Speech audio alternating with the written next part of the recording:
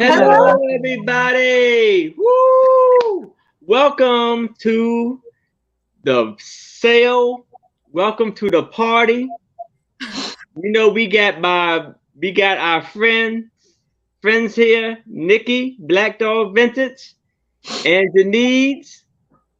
We love these guys right here. They're the best. We're here to have tons of fun. We got great, amazing items for y'all with some fantastic deals, mind blowing deals. So I want to welcome everybody to the show. Hope everybody's doing well. Hope everybody's Saturday is fantastic. Hope everybody's ready to have a good time. I am. I'm ready. Hey, Bookie. I'm gonna try and not drag anybody down. I'm still a little draggy, so my energy level's a little bit in the pooper. So just I got enough energy for us all. It's fine. Good. Do it. Usually I do, just not today. Yes. So first, I first have up Nikki to introduce herself and tell you all about her shipping and all of that good stuff. Hello, everybody. I'm Nikki, Black Dog Vintage and Antiques. If you've never bought from me before, just please make sure you send an email to this email down below and give me your information. That's super, super important. I ship from New York. I will be shipping and invoicing. I invoice every Wednesday, and then I ship every Saturday. So hi, Sue. Hi, Lois. Hi, Book. So I'm sorry, I'm a little draggy because I had a bout of food poisoning, and I'm still recovering. And so we'll be drinking a lot of Gatorade and trying not to bring the party down. We're trying. Hello, Shelly. So, yeah, we do most of my sales with Jen. You got 3 sales a week, and there's Sundays, Mondays, and Tuesdays, all right in a row. That's why I invoice on Wednesdays. So thank you for hanging out. And, yeah, I'll turn it over to these guys. All right. Next up is Jenneads. Hello, everyone. Happy Saturday. I am so happy to be spending Saturday with Aaron and Nikki. It's going to be so much fun, and with Ephemera. So I am like fangirling because I'm with the Ephemera king of YouTube, Aaron Proctor, like Ephemera and brooches. And I told him this. He knows that is what I know Aaron for, is his Ephemera and his brooches, because they're always so amazing. And then Nikki always has antique stuff. She's got the antique vintage, like, that's her game. That is it. Not game. I didn't mean to say that. I don't know what it's. No, I like that. That's fine. I'm okay with it being my game. It's my bag, baby. Your bag, yeah. It's my bag, baby. It's her jam. You specialize. It's her jam. Oh, that's even better. It's kind of what she specializes in, I feel like. I love antiques. Yeah, when I think antique ephemera, I think of Nikki. So awesome. I am excited to be here. And hello, Sue and Shelly and Lois and Bookie. So glad you guys could be here. I'm Jenneads. If you don't know me, here is my email, jenneads@verizon.net. I always like to remind everybody that I have a .net instead of a .com, just because we're so used to typing .com. I just like to pay special attention to the .net. I do sales twice a week with Nikki. So we have a sale tomorrow, which is our Easter sale. I am so excited for a theme sale. I love it. On Monday, I'm actually going to be on with Vintage and Vino, and I think their show is at 5 p.m. Central. I'd have to double check on that. And then me and Nikki are back again on Tuesday with an animal sale with Kathy Picasso Cat and Kitschy Cat. So another fun theme sales. I'm kind of digging this week because of the themes, but I ship from Texas. I invoice through Pirate Ship, or not Pirate Ship. I invoice through PayPal and ship through Pirate Ship. I try to get invoices out within 24 hours and then in turn ship your items in 24 hours. So I try to do it pretty quick because I do have a full-time 9 to 5 Monday through Friday. So it's easier for me to get it done right after the sale or the next day and then get them out to you. So, but yeah, that's it. That's all I can think of. All right.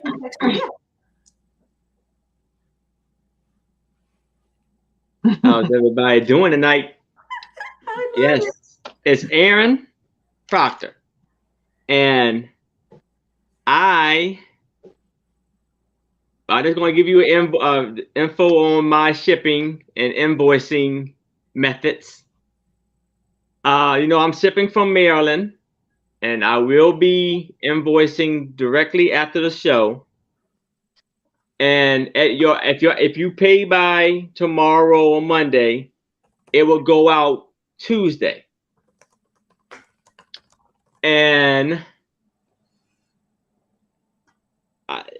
here's my brooch reveal.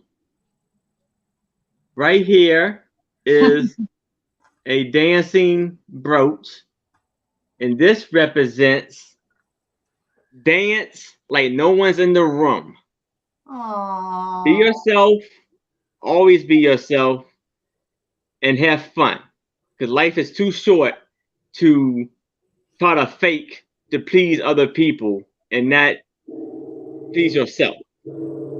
Good message, Aaron. Aaron, nice.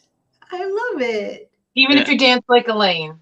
Yes. Hey, if you're having fun, then it's never a bad thing. Yes, that's right. So, oh yeah, and my next show next Saturday will be with Reclaiming Mary and Nice. Thrifting Adventures. Oh wow, you'll love them. Yeah. Steph and Mary. Or Stephanie, not Stephanie. Steph. Stephanie. Yeah. So, are y'all ready to have some fun and see some great deals? Yay! Without further ado,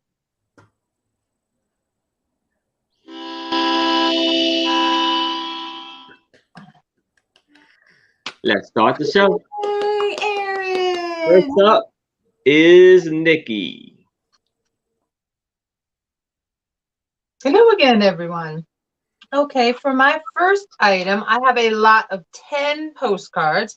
They are linen, what they call linen postcards, and they're from the 30s and the 40s.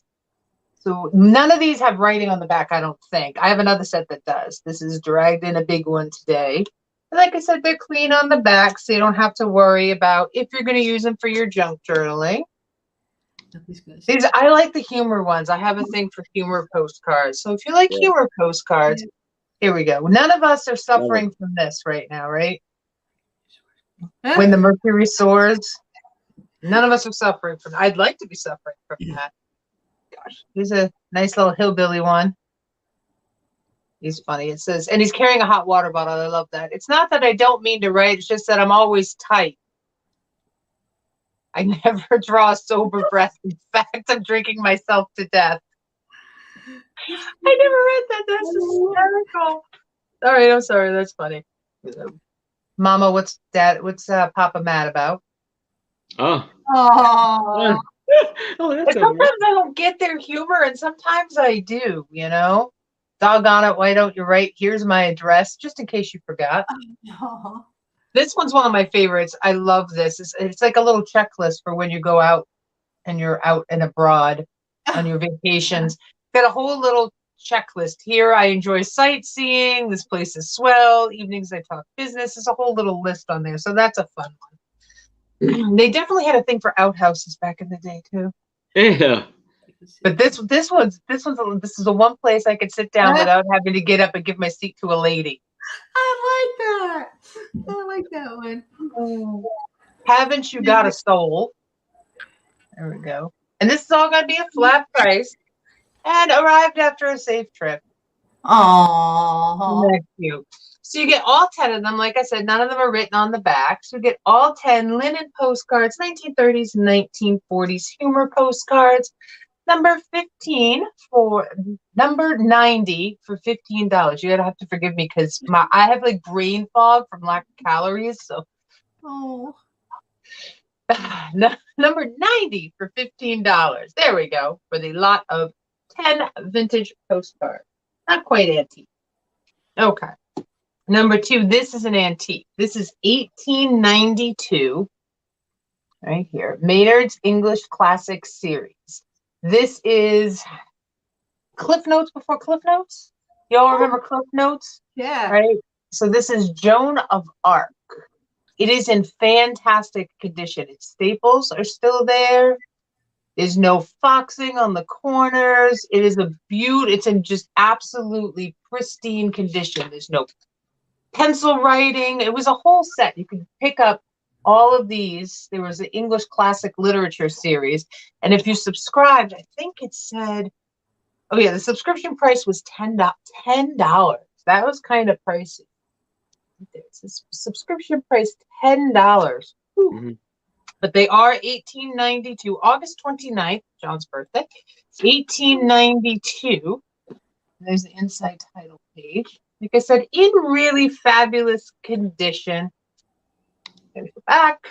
Really cool piece of antique history. It'll be $14, number 87. $14, number 87 for Miss Joan of Arc. And those are my cues. Thank you very much. All right. Now here is Jenneads. Hello, everyone. Alrighty, so my first item is going to be a piece of sheet music. And I just love the graphic. I know you guys frame these and use them for ephemera and stuff, so it's all about the front. And this is Joan Brooks, and this is from the Irving Berlin Inc. music publishers. So it's called When They Ask About You, and it is a little larger size. So this one is done in 1943, and it does have a page that comes out. It's supposed to. It's like an insert, so you can flip the page to another one. On here, it has more songs by Irving Berlin, and on the back, it has a nice little graphic as well. Be beautiful for framing. I just think it's kind of cool. So for the piece of sheet music, it's only going to be $5, letter L. $5, letter L for that. And then my next item is I just threw a bunch of ephemera together into 10-piece lots. So I'll have smaller lots, bigger lots, and this is one of the bigger lots, and I'll try to pull some of them out. So it's 10 pieces all together. It's a flat price. I don't have any offer ups today. So one of the pieces you will get is this postcard. I do like the graphics, and it's in a protective sleeve. It is from 1909, and I mean, this one you can actually read. Most of them, the handwriting is kind of like, really bubbly, or they wrote half a book on them because, it was 1 cent to mail. So it was kind of expensive back then. Here is a little printed piece of music on here. Here is a flashcard. These would be great for assemblages, great for your junk journaling. Here is another piece of Newport. Like, that's probably 70s right there, I feel like. Looks 70s. Yes, I was going to agree with you, and I realized I was on mute. Sorry. Yes. Oh, yeah, it looks 70s, right? Here's a mechanical department timesheet, and it has some writing on the back. Some pages. Here's a page from the Three Musketeers, and I like the yellowing on the paper. I just think that looks kind of cool. This is maybe from a dictionary, but I just noticed a bad word on there. So what's the bad word? Bartender, and what else starts with a B? Oh. So maybe there, this I is like I got no problem saying it. Encyclopedia, or not, a dictionary page? Yeah, I think it's a dictionary page. Probably. Yeah. Even the back of this. Anyway, so there's 10. This is from a book, I believe. So there's 10 pieces in here. I did count them out, and it's only going to be $8, letter Q. $8, letter Q. And those are my two, Aaron. All right. Now it's my turn. Yeah, it is. So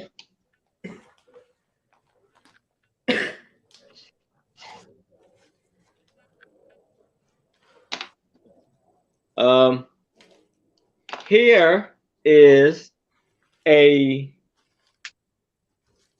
vintage Coca-Cola ad. Cool. It says the pause that keeps you going. Coca-Cola, keep you feeling fit for sports. And this is from July 1934 Good Housekeeping magazine. So this ad will be for $5, number 20. $5, number 20 for this beautiful Coca-Cola ad.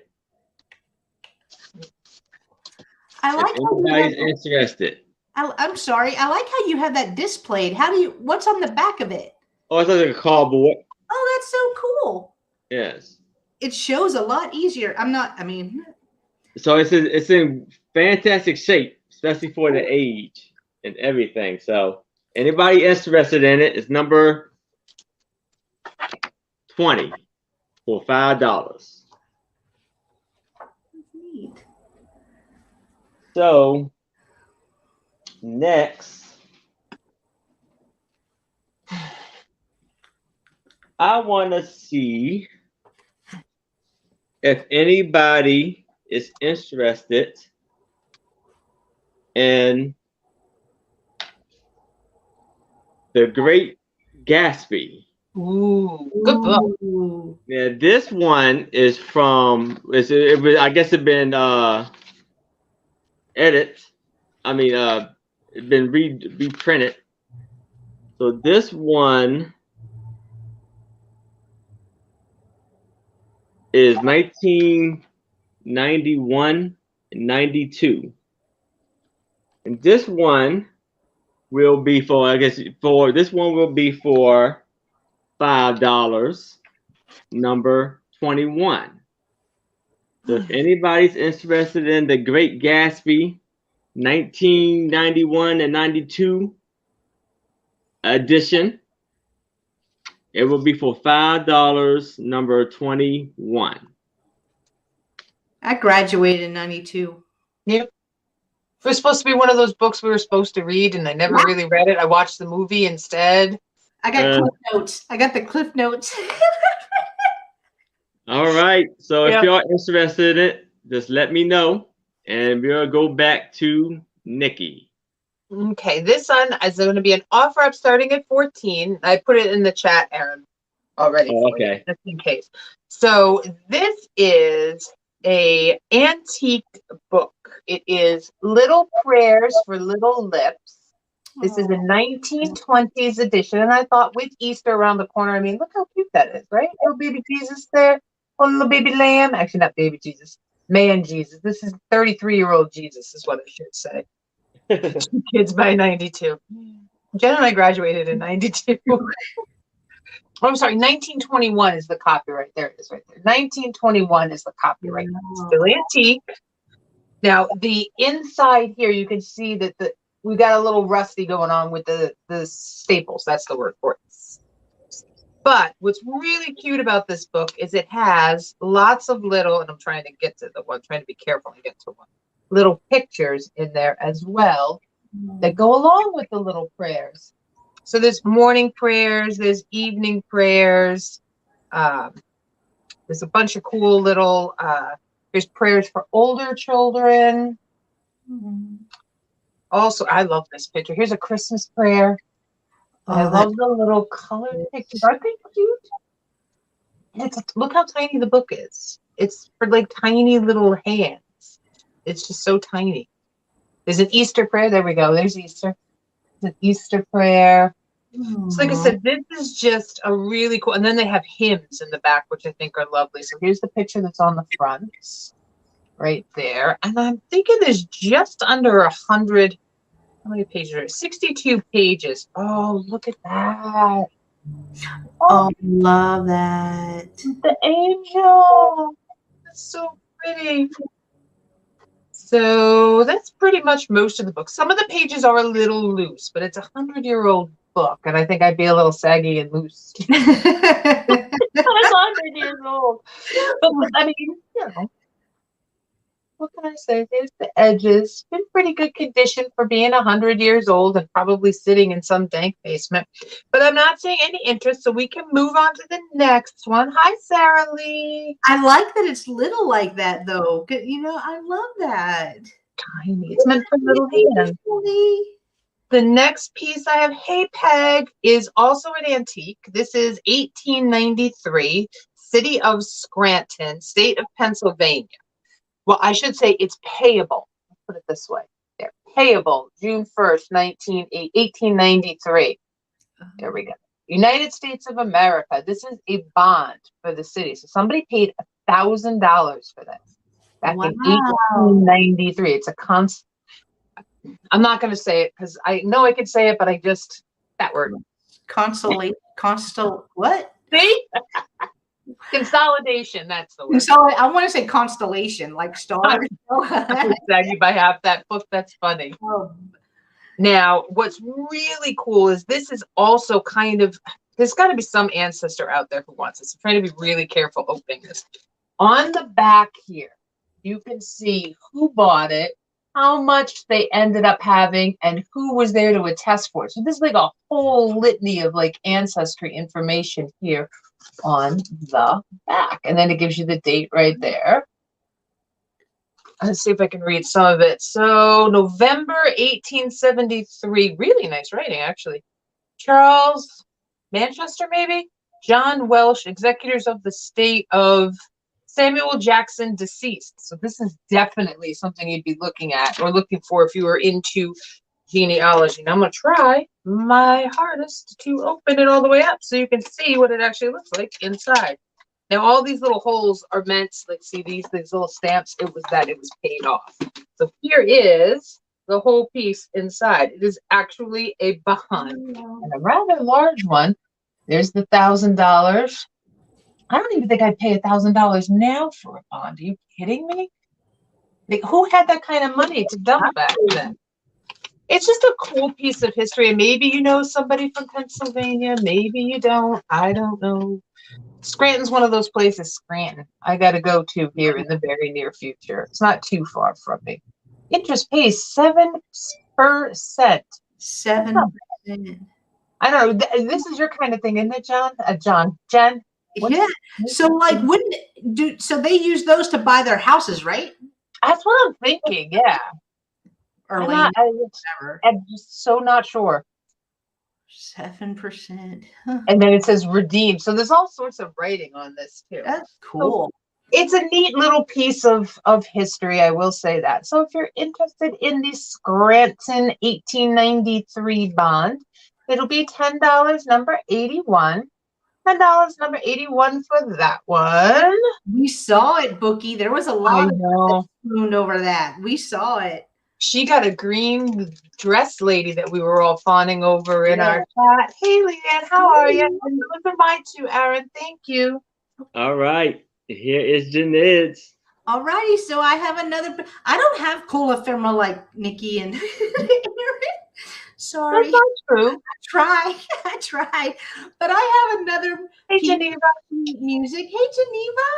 I have another piece of sheet music. This is called Love and the Weather. And this is another Irving Berlin piece. And it is 1947. And it says that it was first performance by Kate Smith, June 15th, 1947. But it is a larger piece of sheet music. And I just love the graphics on them. I think it's so cool. I mean, I said that 5 minutes ago when I had my other one, but I really do. I do love the graphics, the visual of it. So if you're interested in this piece of sheet music, it's only going to be $5, letter J. $5, letter J for that. And then I have another small 10-piece lot of ephemera. And it looks like this. So I've already pre-put them in a baggie for you. I won't... I was going to say I won't bore you and pull out all 10 pieces, but it is only 10 pieces. So it wouldn't be that that hard. And I picked smaller lots or smaller sizes and bigger sizes. So that way, if depending on a project that you're working on, you could choose. I don't, in my mind, it made it easier. So hopefully that makes sense to you guys. But I have a receipt right here. I have a bingo card, and this is the paper one. It's not a cardboard. This is a Save This Valuable B&W coupon. Somebody saved it, all right. Somebody saved it. I mean, it's got writing and not writing, but it's stamped or whatever on both sides. Here's another B&W coupon. Well, you get 2 of them, though. I'm not sure. Oh, wait, it says. Sorry. Redeem B&W coupons for valuable gifts through the Brown & Williamson Premium Plan. Ooh. It has a little logo for Little Brown Jug syrup. A little money paper thing. Some little ticket coupons. A flashcard, just something easy and cute. Easy orange drink. I haven't heard of that, but it kind of looks like a coin. It does. Or maybe it was a rubber. I don't know. I mean, because it tells you what's in the drink. So that's kind of cool. Anyway, a small little 10-piece ephemera lot. It's going to be $5, letter B. $5, letter B. And those are my 2, Aaron. All right.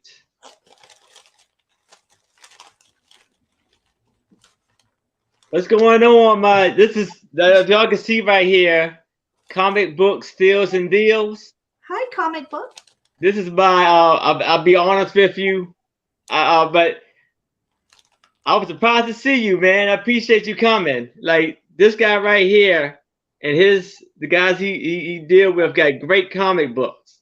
If y'all ever want to get some comic books or check him out, he does a great show. Well, it's a couple of nights, right? I know you do one Sunday night, Thursday. It's a couple of nights. If you want to put in your some of your shows, and when you do shows, just let them know.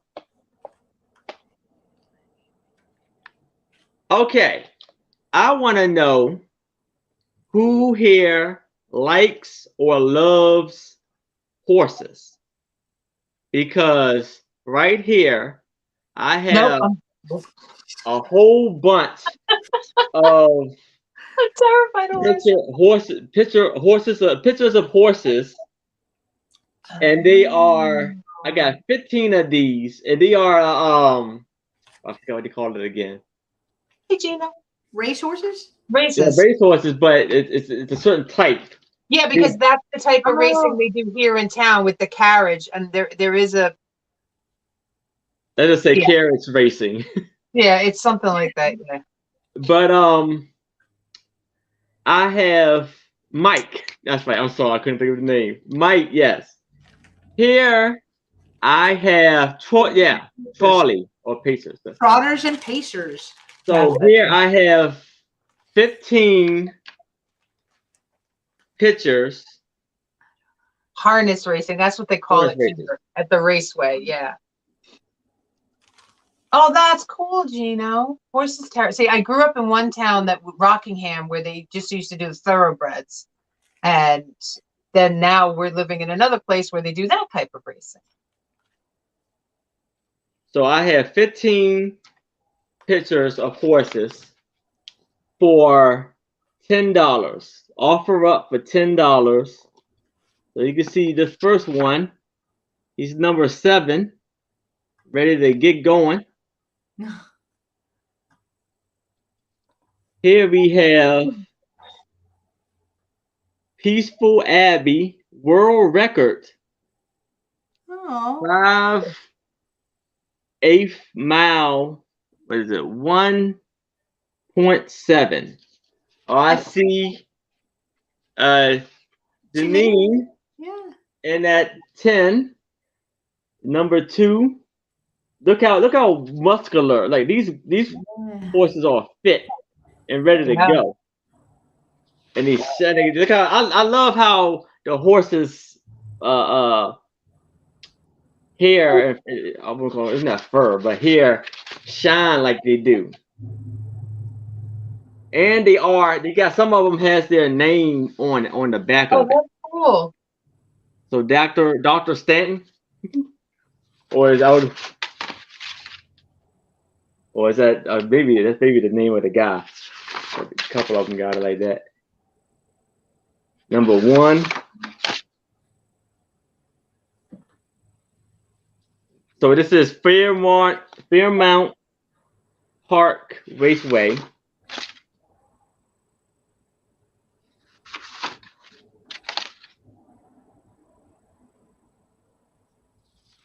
Those are cool, Aaron. You know, it's not a popular horse race. Like, I didn't even know this existed till I moved here.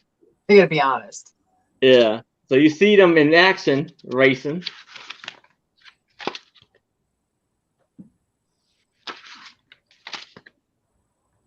Like he just finished the finishing line. Beautiful horses right there. Love them. Cool. So I see Janine is in that 10. So I'm gonna do a countdown. That's what I thought, Gino. Yeah, they're shining because they're sweating, but I don't know a lot about horses. So yes. So going once, I dated a guy who should have been a good one, Buck. Bookie keeps us laughing. I love her. Going twice. I knew a guy who should have been a jockey too. Too bad he was a basketball player. Huh? At all of 5'4". Wow. Was He was like Spud Webb. He was pretty good. Yeah. Are you new? No, I didn't know Spud Webb, but no, it was a guy who was we used to call him he could Spud dunk. Webb. Yeah, that was the thing. He was 5'4" and he could dunk. Yeah. But the amazing part. Yeah. Last call.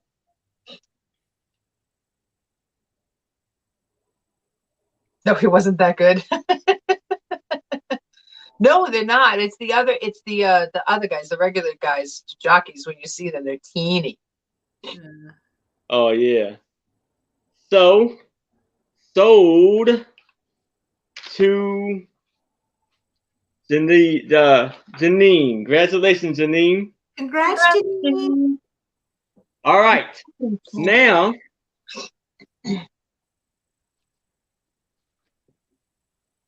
okay. Now I have a lot of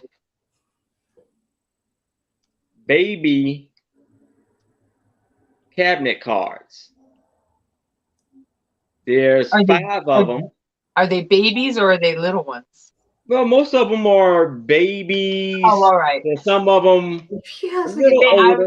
I'll probably say the oldest one is probably 5. Oh.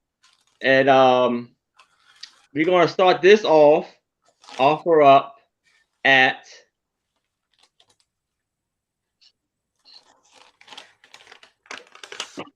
$8. So first off, you see this bundle of joy right here. All that hair, man. From Jamestown, New York.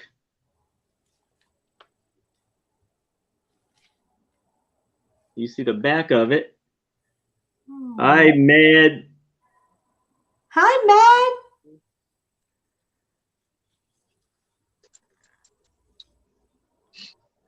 Here is this beautiful young lady. Oh, I like her little dress. Aww.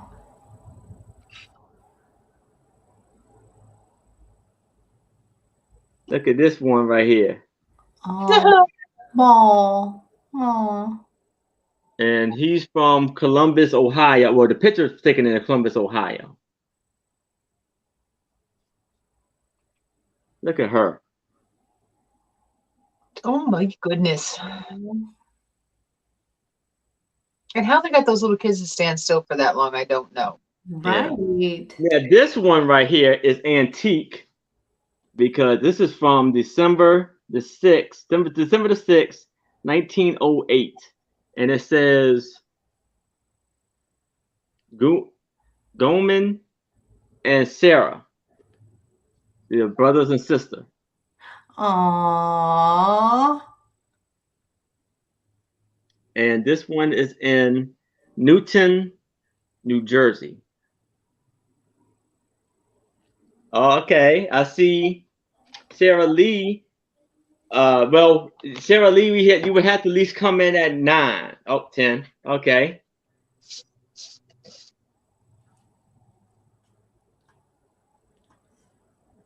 Well, you got Mad came in at 10. All right. Sarah Lee at 11.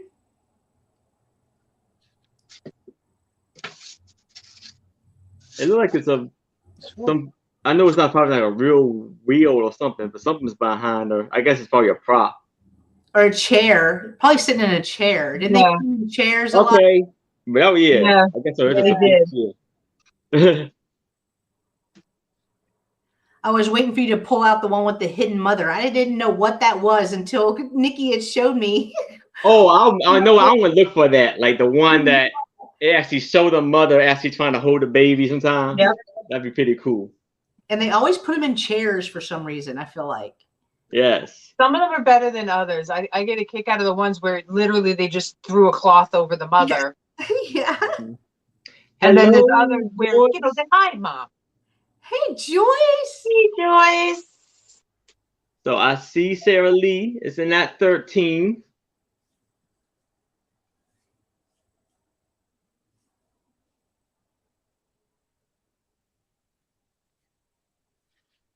Do I see 14? I see Matt at 15. How many were there all together? 5 of them. 5. 1, Wow. 2. They look like a little dance I duo. love- Like they're gonna go dancing. Right? Like a circus act or something. Yeah.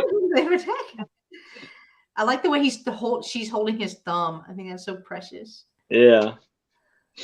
She looks excited. He looks like, let's take this picture, get this Yeah. going. Yeah. So I can get this stupid thing off my neck. Can we finish this That's up? a big bow. That is a big bow. All right. Do I see 16?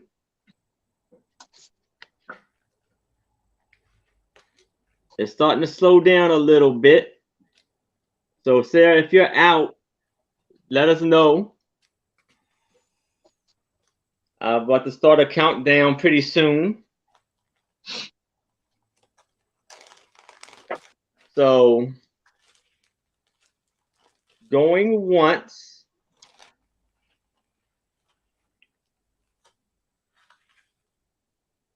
All right. Thank you. Going twice.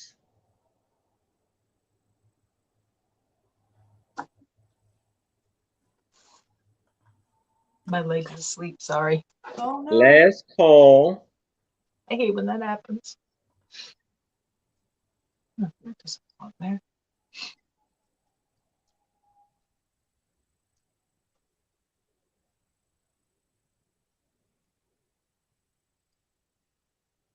And so to Mad, how you say it, Zabena? I say Zabena? Zabunda. I don't. Zabunda? I'm probably saying it totally wrong. Well, congratulations, Mad. Congratulations. All right, Mike. I'll check you out on your auction when y'all come out. When you have your next one. I gotta get some comics from you. I'm gonna do that. I'll try to get some from you soon. Yeah. All right. So, Mad, can you email me on this email right here, jamesproctor809@gmail.com, and send over your information, and I will hook you up. Aw. All right. Here comes Nikki. Ooh. Okay. I've got some photos. I actually have quite a few photos tonight that are all different. This is another antique piece. This is from 1919. It's from The Mentor. And The Mentor is a magazine that was very popular back then. I love this. Eat potatoes, save bread. This was during World War I. And I guess what had happened, because on the back, there's also a whole little write-up as to why this picture, it explains the whole picture. Now, I know England didn't produce a lot of its own food, but what I didn't realize is that bread was so scarce back during World War I that they had to ration bread, of all things. Like, that would be like the last thing you would think you would have to ration is bread. They were only allowed 2 slices per person at a dinner meal. I guess that was all they were allowed, which is wild. So they were showing them that they could eat potatoes and save the bread. And I love, let me see if I can get him in the picture. This little guy right here, he's, back up. The guy here in the end, he's so excited. He's got this great little smile on his face. It's a bunch of little boys.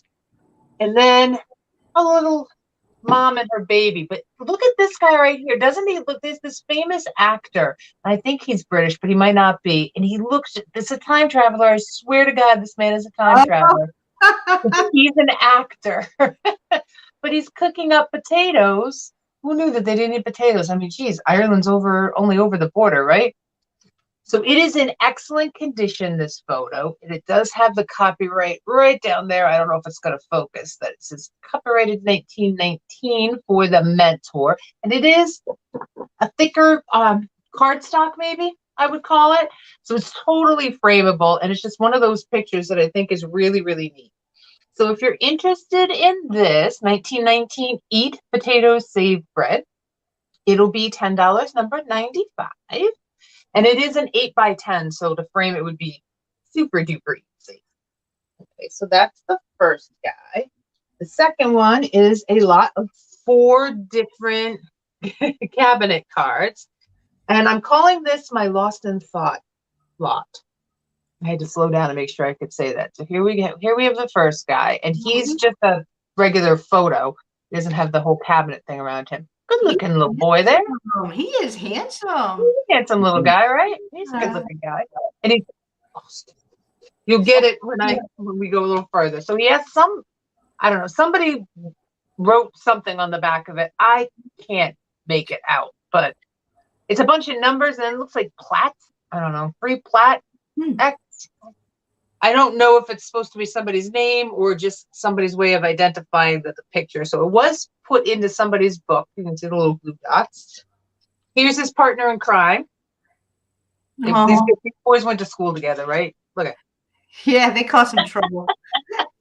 And it's the same size. This is probably a 4x6, these two.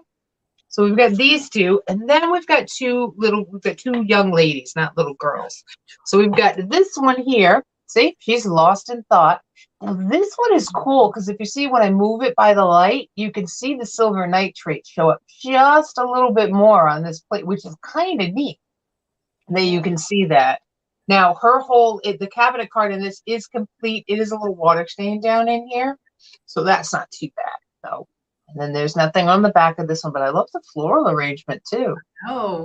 Because of that silver nitrate, I had to turn it so you could see her a little bit better. So she's lost in thought. This one's probably my favorite because she's so pretty. But once again, look at the bow. It's enormous. She's got her gloves on. She's showing off her bracelet. And look at the furniture is gorgeous too. This one only has a little embossing on the bottom. See if I can read what it says. Oh, this is out of Honesdale, Pennsylvania.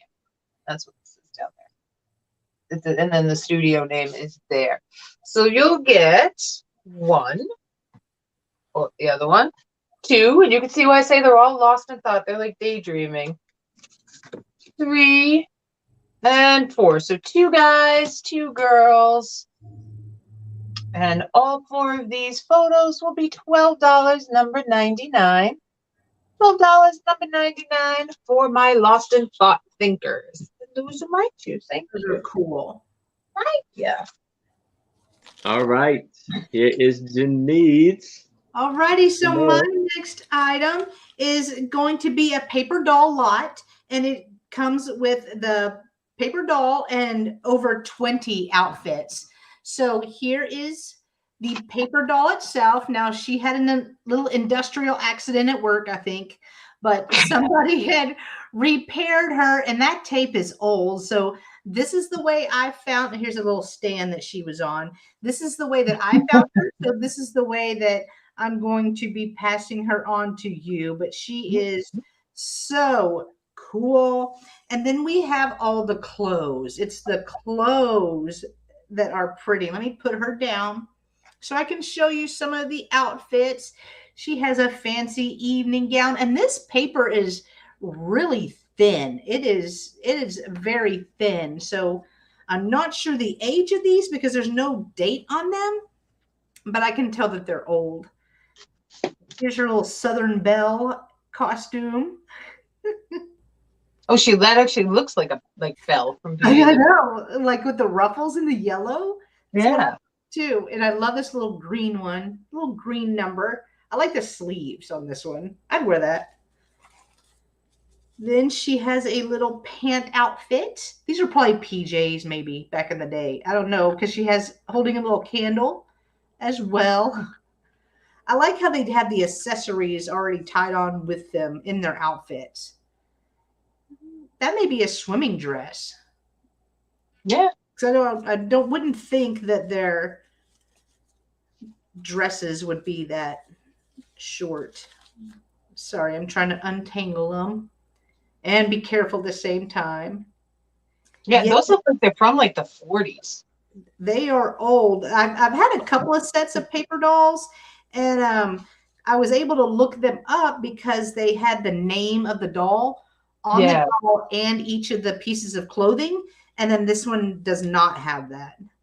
So I'm not sure when this one was made, but love that.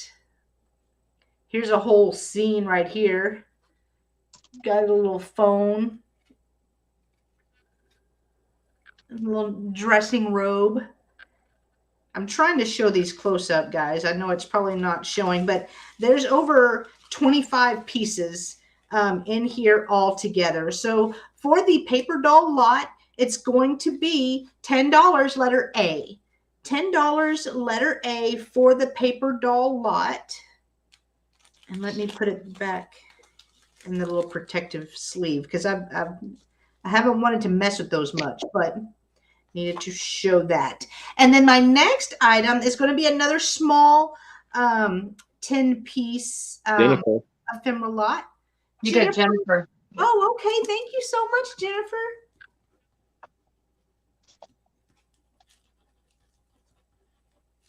I got you down. Yeah, great deal. Congratulations.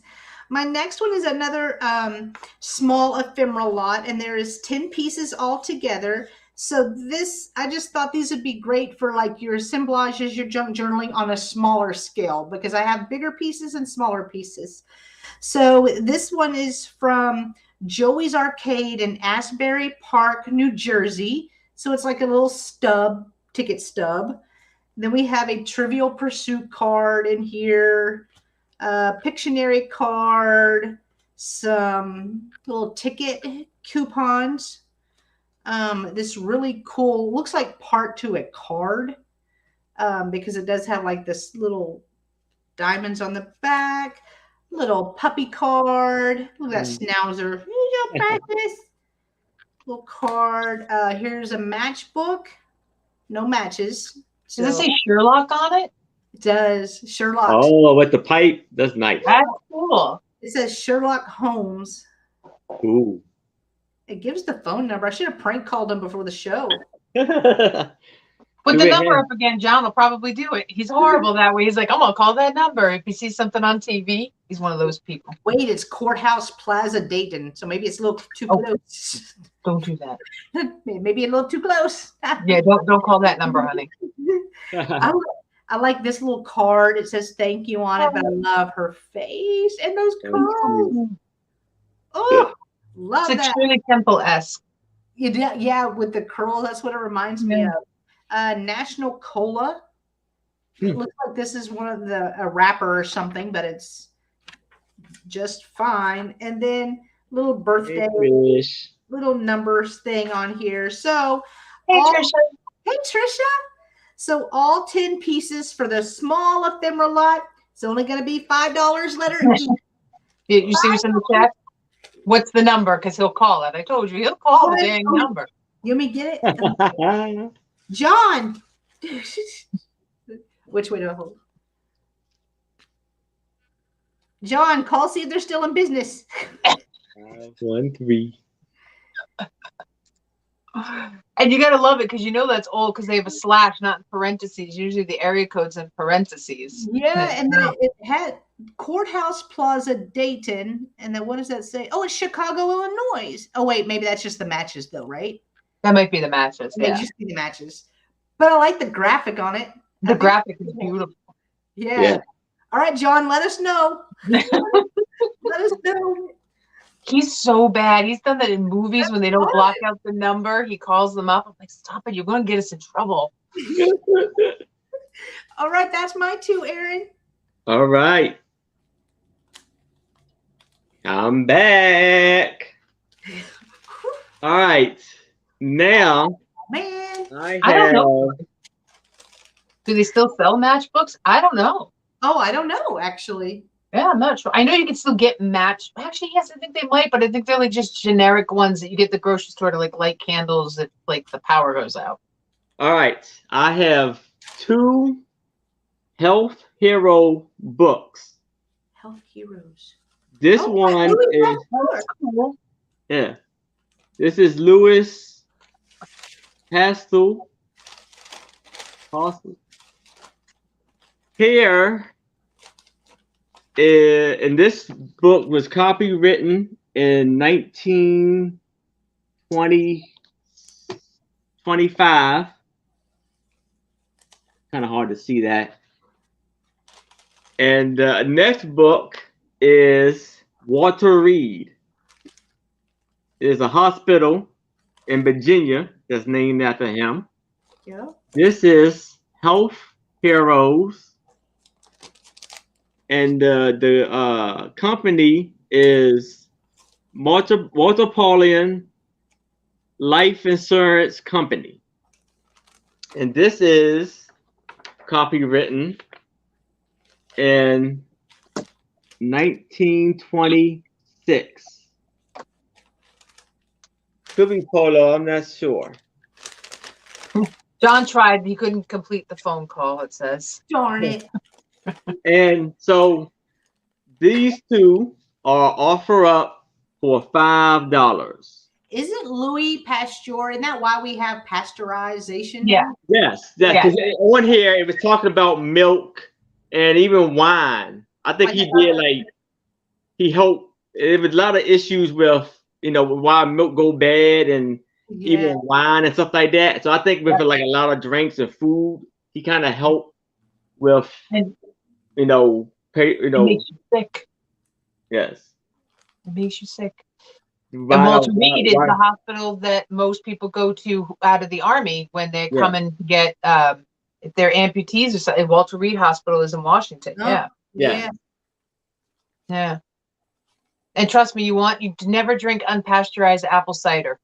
My daughter did that. She ended up with Giardia. It's horrible. So don't do that. Yeah. But they're cool. Those are cool. So these are for $5. If anybody interested in it.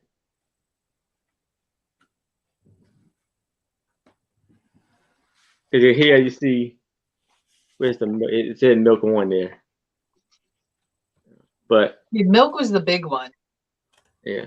So it was just different things. I see. It is a military hospital, Joyce. Yeah. Yes. All right. I see Christina's in F5 first. Jennifer, you would have to at least come in at 6 if you are interested. And I just made you a mod, Jennifer. And anybody else, I would try to make you a mod if I can. So Jennifer, would you like to come in at 6? or are you out? I keep thinking you're talking to me. I'm like, what? What? Yeah, that's why All ephemera right. is cool, Joyce, because of the history behind it. Yeah. I love it. Yes. So, all right. I see Christina is in at 5. Okay. Leanne says, mod me. Mod Oh. me. I got you. Here you go. Your mod.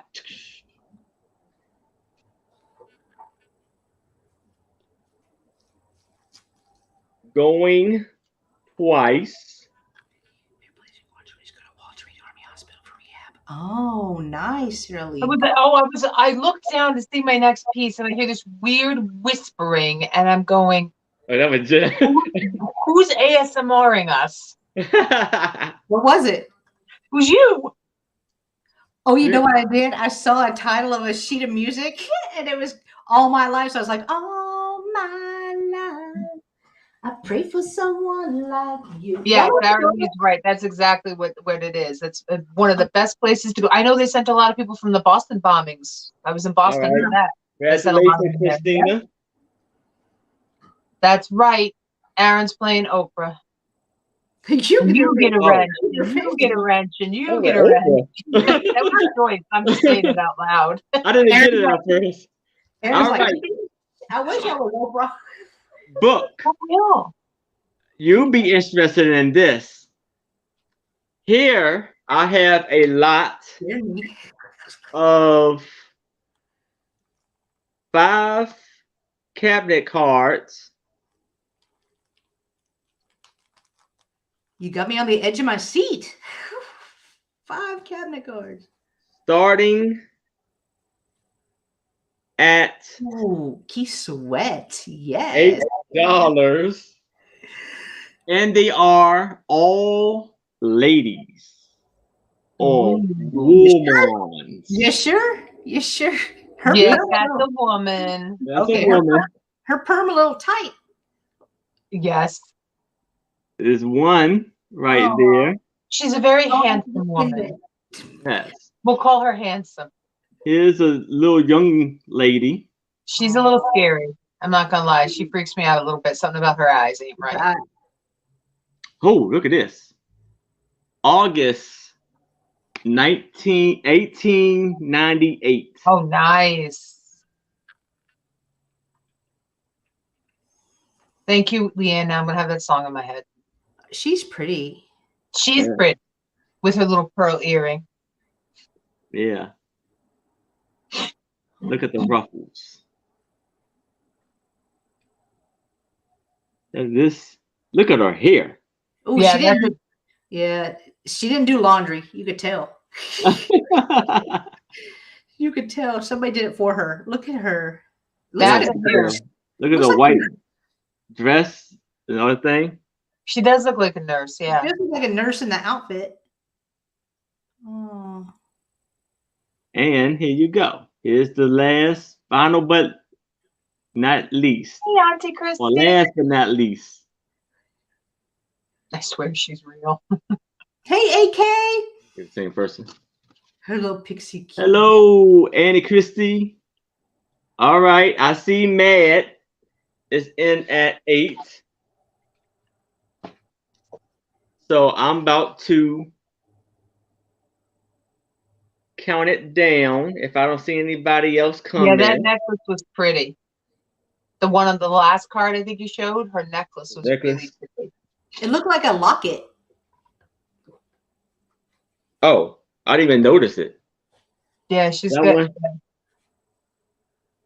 Oh, wait, maybe that's a button. I thought it was a locket. She does have a necklace. It's a necklace, but it's way down. You can't really, I think it's like way below. Oh, gotcha. So, going twice. Love the ladies.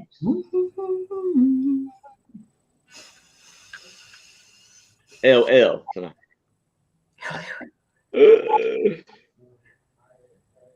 Yeah. I can't even imagine though. How do you get your hair to do like that? I see what Auntie Christy did there. Do her ridges. Her ruffles don't have ridges, though. Oh, I love it. Y'all, I can entertain myself. I really, it's sad. It is sad. So- Usually I can. I know. Usually you're right there with me, girl, but you're not feeling good. I know. Yeah. So Nikki needs an early bednight. Mad. All right. Congratulations, Mad. And those here. Congratulations, man. Although I will say this, the orange Gatorade is kind of helping. So Nikki. I feel a little more energy there. Orange Okay. Gatorade made me. I don't know. Orange Gatorade. No, well, it's what I had in the house. So I feel you though. Do what you got to do, girl. it was that enough. Oh, okay. You mod. Okay. And you Oh are my modded too. If I can get to you. All right, this is a cool piece. This is On the Road to Mandalay. Hi, how you doing, Chad? And this is from 1917, the sheet music. Hey, Angela.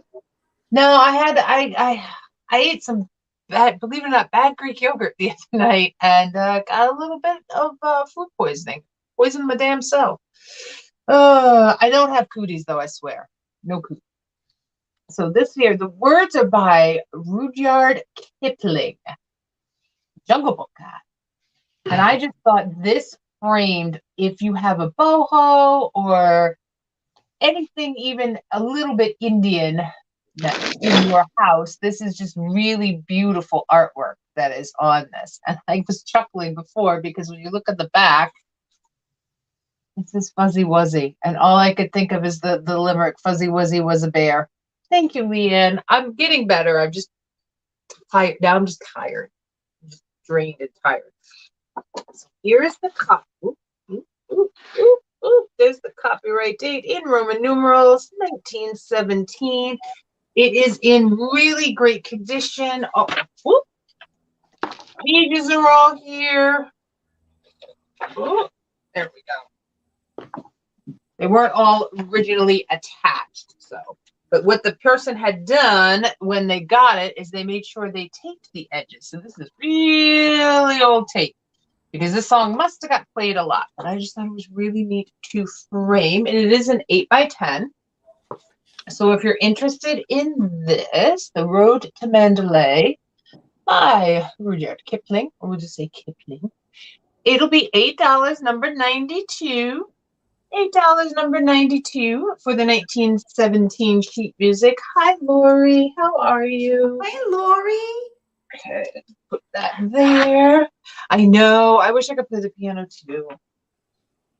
Well, I kind of can, but not really. But now the next, this is going to be a choice. I have 3 different 1940s, 1950s mystery books. So these are going to be for choice. So the first one I have is called The Unsuspected. And this is with Claude Rains and Joan Caulfield. Joan Caulfield? Yeah, Joan Caulfield, making sure I said that right. So this guy right here, for all of you Casablanca fans, this is the French sergeant who is, you know, they're going to be best friends, Humphrey Bogart and him at the end of the movie. So there's this one. This is 1947. And it's just a whole, like, who's the bad guy? Who's the good guy? It's a grandson, unsuspected. Grandison is unsuspected of evil by everyone but a young man and a girl. Ooh, he's also a killer, a bold, merciless killer. You know, how they wrote stuff in the 40s. So this was a book that they turned into a movie, The Unsuspected. So there's that one. 1947, in really great shape, considering it is pretty much 75 years old. There we go, there's that one. And then this one here, I should have looked really quick. 1945, this is Evidence of Things Seen. And what I think is really cool is both of these were written by a woman. There's Elizabeth Daly, and this one was written by Charlotte Armstrong. So this one here, Evidence Unseen, is a Bantam mystery. Oh, it doesn't have anything on the back. Well, that's a bummer. I hate when they do that. It's complete and unabridged, though. And what's neat about these two, and then the other one is slightly different, is these are what they call wartime and slightly after wartime print. Paper was a little bit scarce. So 1945, very hard to get a hold of a lot of paper. 1947, kind of coming back online.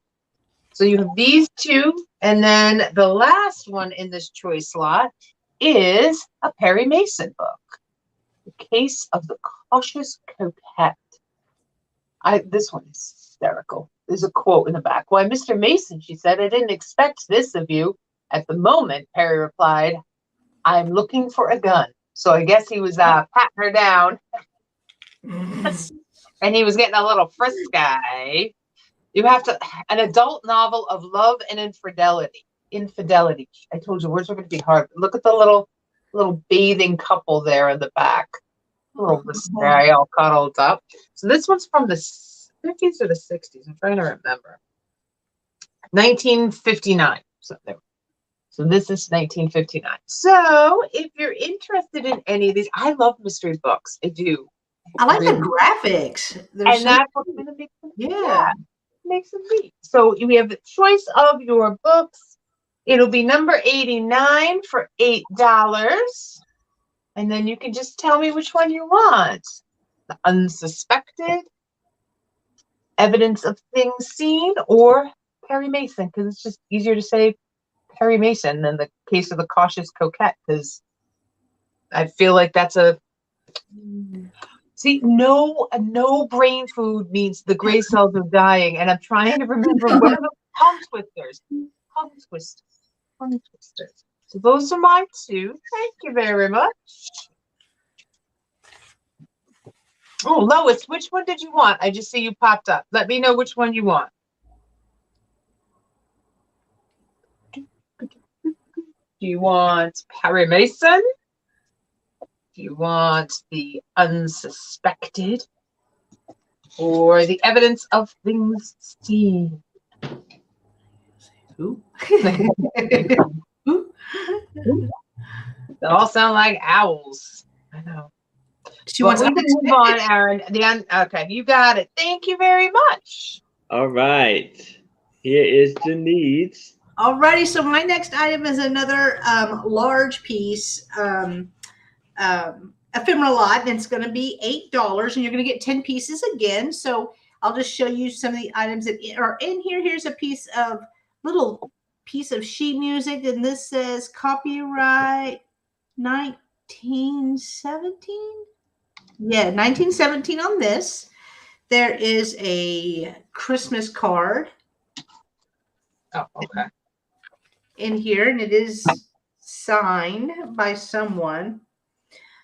Here is another cutting from Lookout Mountain. Looks like a drawing right there. Here is a Sunday Times article from 1974.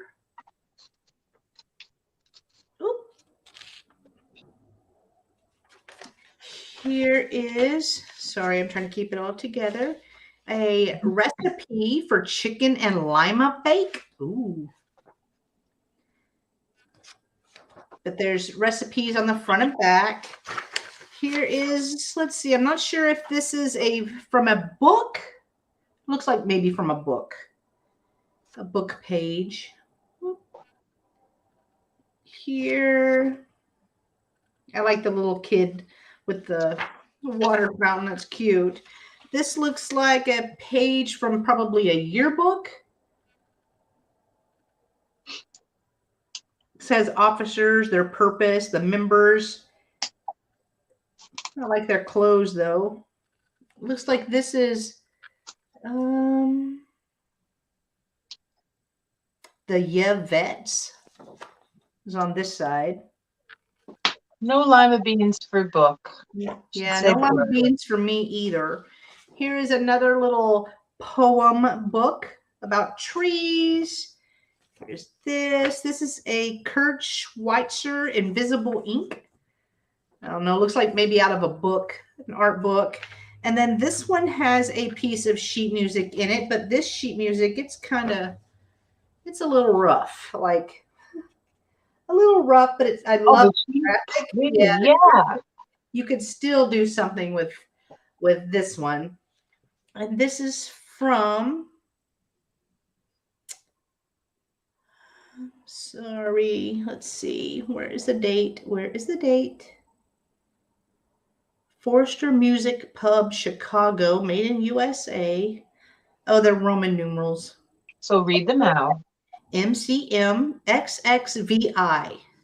XX is 20. VI is 6, so 1926. 1926. Oh. Yeah. But it's a beautiful cover. If you matted that, it would look lovely. Yeah.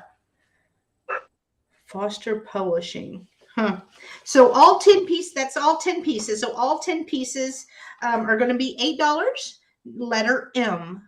$8, letter M.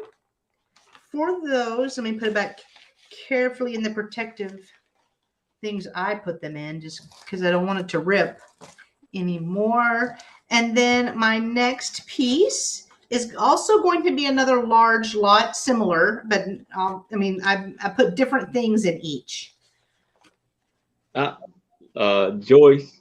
Joyce. Okay, Joyce.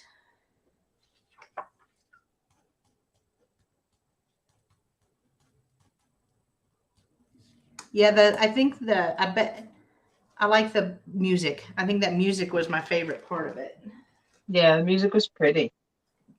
So the other one, can y'all tell I don't deal a lot in ephemera? Nikki and Aaron are pros at showing this stuff. I am not. I am not. You're good. You're good. Fine. I just wanted to spend time with y'all. That's it. So here are, let me see if there's 2 little envelopes. These would be cool to put in your scrapbook because you can open them up and then put like little stamps or something like that in that. A little gift tag thing. A thing that says sister. Thank you, Bookie. Oh, this card looks cute. Abraham Lincoln. Looks like a football player. You got a spaceman. What is this for? Choice card. American dance name. Oh, this must be from a game. Oh, okay. Oh, it's like that. But I do love the graphics on there. I wonder what game that is. It looks like a Trivial Pursuit. Yeah, Trivial Pursuit. So here is some Monopoly money, but it is little. It is like Monopoly money is usually a little bit bigger than that. So it's probably old. So this says September 26, 1789. I don't believe that. But looks like it's from a magazine. A People magazine, maybe? Well, if there's People, then there's Medicine. So I'm not sure. But this date, I'm sure that's whenever that picture or something was taken. See how it says? John Paul Jones as wartime captain. So John Paul, sorry, France. Yeah. Maybe a man. John Paul. I mean, not man. It kind of gives because I like her. Oh, look at that. That's a good graphic right there. I like her. Ooh, I don't know what happened here. That looks like a party. And we missed it. So there's that. Here's another. I think this is a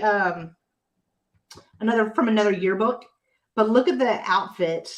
Isn't that cute? So this seems like it's from a yearbook. Here is something about Colorado and New Mexico. Then this looks like a page from the Coyote and the Patagram. I'm not sure, but it's really good graphics. Then we have a couple pieces of music again. Glossary. And the paper, you can tell the paper is old because look how yellowy it is, right? And it's not as thick as normal paper. And this is Songs by Hayden Wood.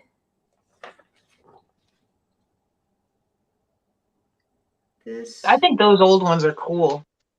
I'm not sure. I don't see a year on this, but still kind of neat. If you're interested in this, it's only going to be $8 letter R. $8 letter R. And those are my 2. All right.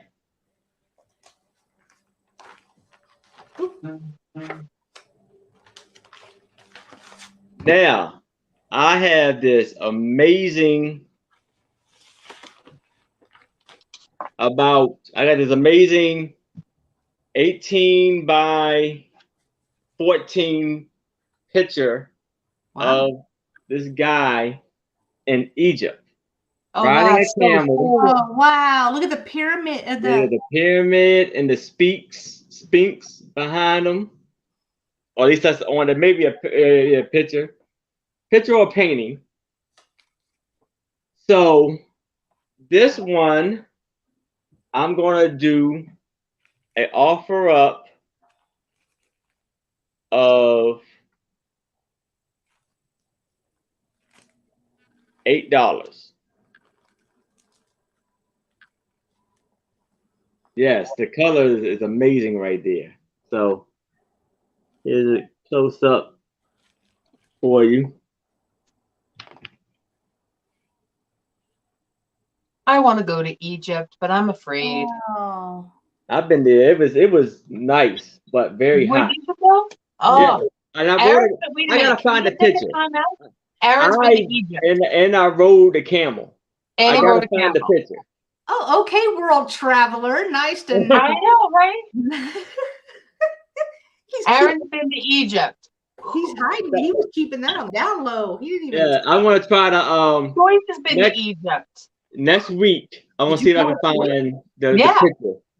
I want to see a Egypt. picture of Aaron in Egypt. I will try to show you all tomorrow. Next week. Did you and Joyce go together? Joyce went. I know y'all. Maybe you try to go again. Me and Joyce would go. Don't be starting rumors, Jen. I'm planning their next vacation. You are. I love that. Go Aladdin, Aaron.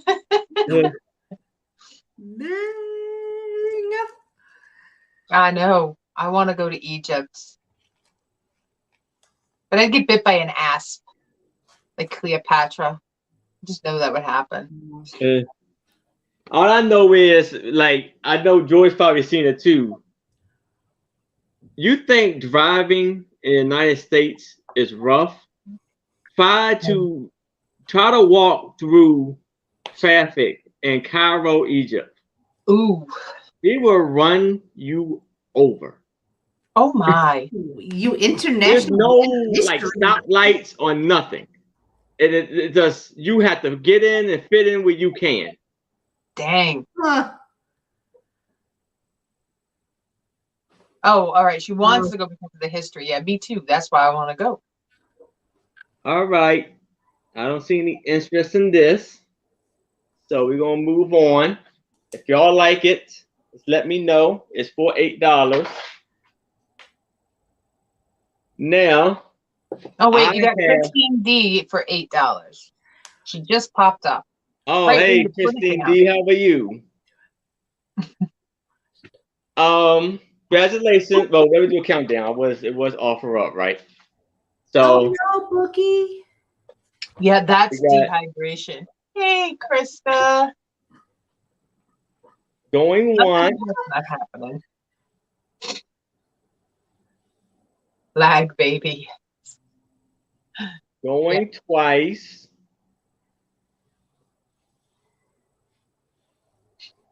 Last call.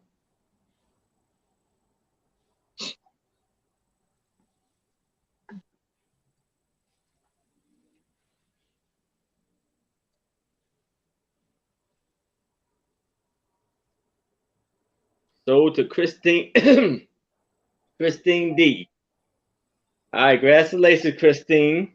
Congratulations, Christine.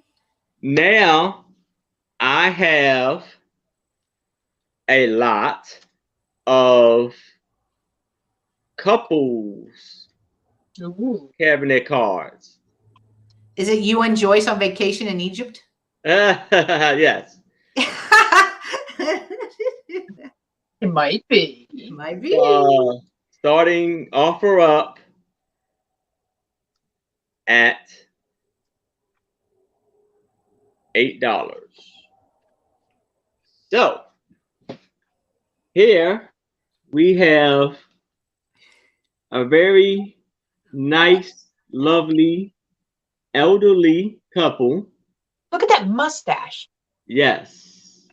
They're reading, I'm going to say they are reading a letter from their daughter Oh, okay. or son. See, maybe it's their son during the Civil War because that man has a coat that screams. Correct.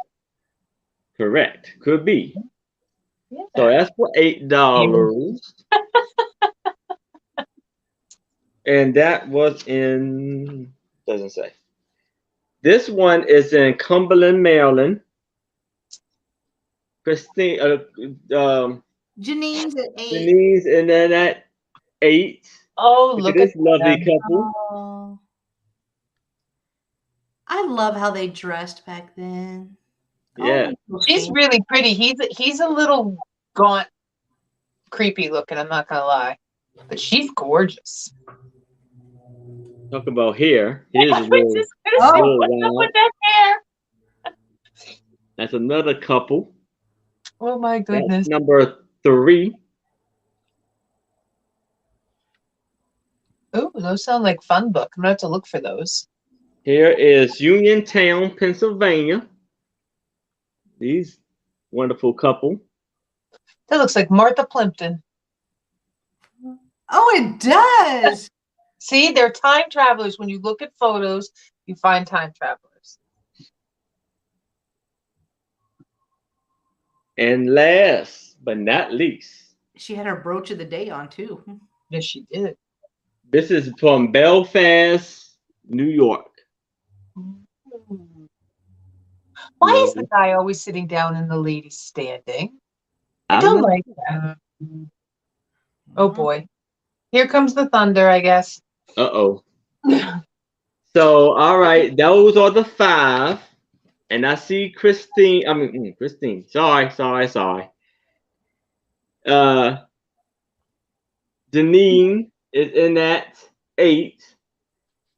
So I will do a countdown. So we are going once.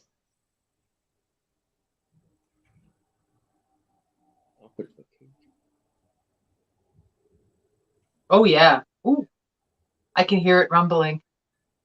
The thunder. Going twice. Hi, Krista.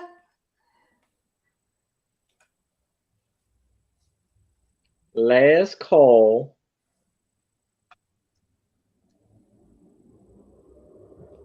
So, but that. No, that's a car backfire.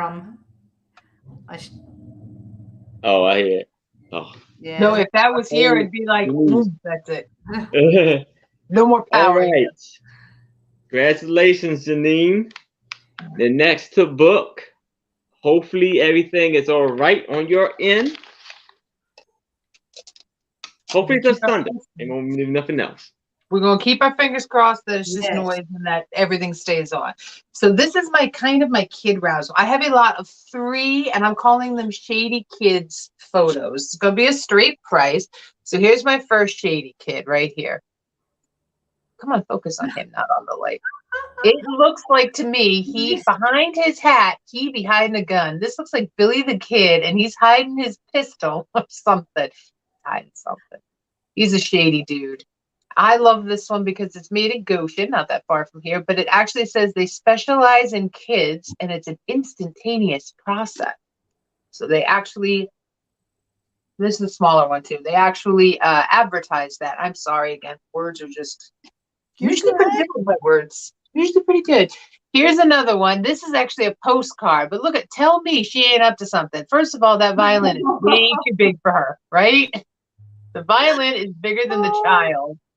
Look at her hair. She actually kind of does look sweet, but I think there's a little mischievousness going on behind that little face right there. And I love her little shoes, her little boot shoes. So this is an older postcard. It's one of those photo postcards. So very early 1900s on her. And then my third one in the lot, and this one, you can have your pick of who the shady kid is. All right, who's the shady, shifty kid in this one, right? Is that one in the back? You One in the back. He looked like you got trouble. the lurker.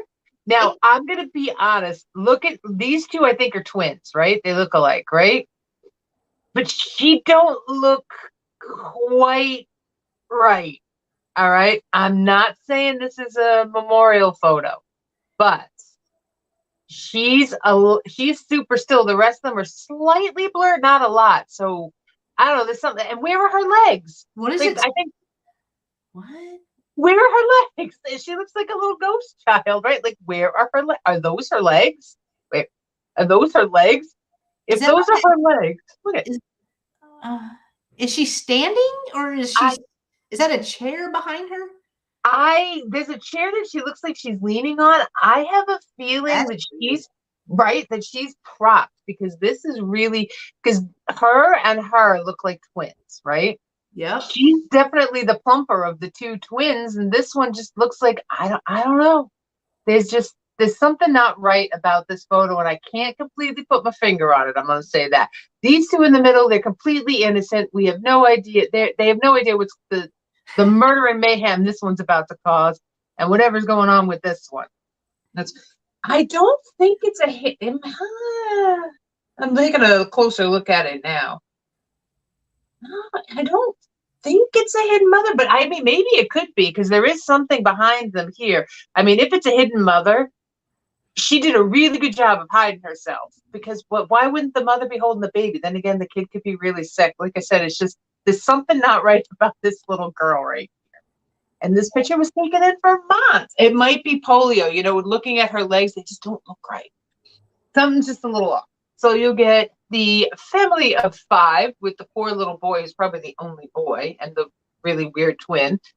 The violin is too big for me to play. I don't want to play. And I'm actually holding my 6-shooter underneath my hat and you just can't see it. So they're all 3 different sizes. There's no writing on the backs of these, so I have no idea who they are. So this lot will be $10, number 93. $10, number 93 for my lot of shady kids. That's the first one. Kids go back there. And I have another kid photo. This is another one of those 1919 photos that I have. This is a bunch of kids. Oh, and there's the pouring rain. Standing in line. Now, at first I thought this was a thing for them to get food. Nope. This is, oh, I don't know if it's going to show up. English school kids. It says English school kids making contributions to the war loan. So these are kids lining up to give their pennies to the country for their, oh, I got you. Thank you. For their, for the war effort. So like, kind of how wild is that? And look at all the little girls have little white smocks on and all the boys are all dressed in black. It was just a wild photo. And there's, a 6-shooter guy is neat. Let me just jot down Geneva so I don't forget. Okay. And then on the back, it has a whole write-up of, the war conditions, like I said, in education. But it's kind of a sad photo, but it's kind of a really patriotic photo too. Just little kids showing up to do their part from like pennies they might have. Yeah. Can I change to 1945? But yes, I can do that for you, Lois. No problem. Thank you.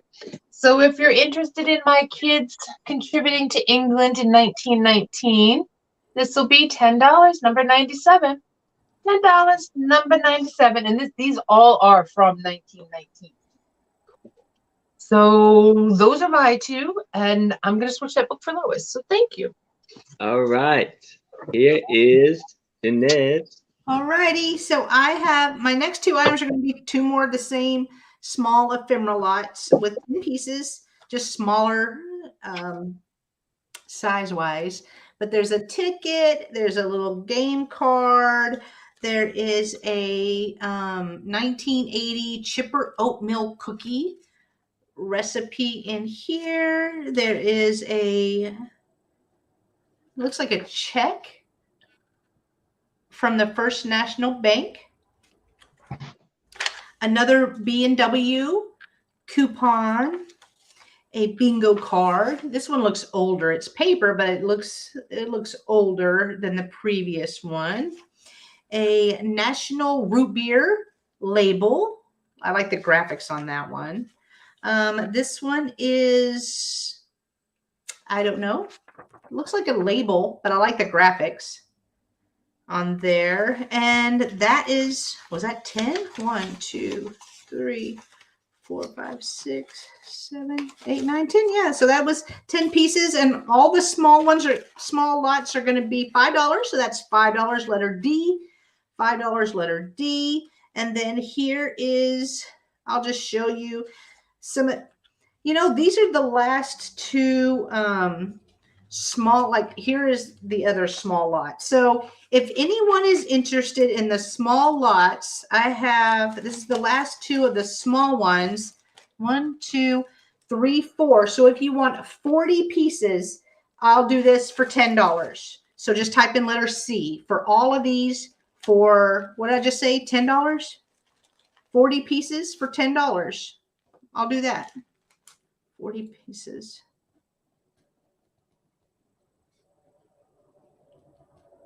Yeah, I'll just do that. Letter C. All right, Jennifer.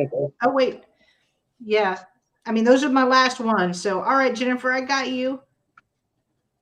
Because those are the only ones I had left. Okay. All right. Whoa. You heard that, right? Wow. And it's hailing out now, so everybody wow. keep your fingers crossed. Be careful. That was really, really close loud. to my house. That was loud, too. That was loud. Ooh. Yeah. All right. Poor dogs. Thank you, Jennifer. All right. Ooh. Now, okay. That was loud, girl. Here, are there any Scottish people or who are I am. Scottish lovers? Here I have I love that y'all heard it. the clans and tartans. Tartan. Tartans. Tartans of Scotland. That's cool. And do an offer up of $5. So here it shows you different clans and the skirts that they wore. So here's the Armstrong. That's the color, that's the pattern they wore. Yeah, I thought he said goddess too at first, Book. I thought you said you hear like goddess. I don't know why I thought you said goddess, but I did. Man, and there's a lot. I did not know there were so The many. Black family. I belong to the Black family. Let me see. That's what I belong to. I'm part of the Black Watch. Well, I don't. Well, I guess it doesn't say black on there, or I don't have that on there. Aw, I'm a Black and a Norris. Barclay. It goes on and on forever. That's cool. There's an alphabetical order. Duncan. Elliot. Elliot. Get in my belly. E.T. phone home. Yeah, they're all yeah, Joyce. They're all family members. You belong to a clan. Yeah. That is cool. Yeah, it's amazing. Oh. See something. Wow, it is raging outside. Sorry guys that you can hear that, but hey, welcome to the Northeast. In spring. Oh, you're a Wallace? That's awesome. Yeah, I'm a Black and a Norris, part of that clan. That's cool. William Wallace. It goes on and on. It's amazing how many. Yeah, those are cool. So I see Janine is in at 5. Hey, Mary. So Hey, Mary. we are going once. Hey, Mary. I got. Oh, and Janine, I got going. It's a couple going twice.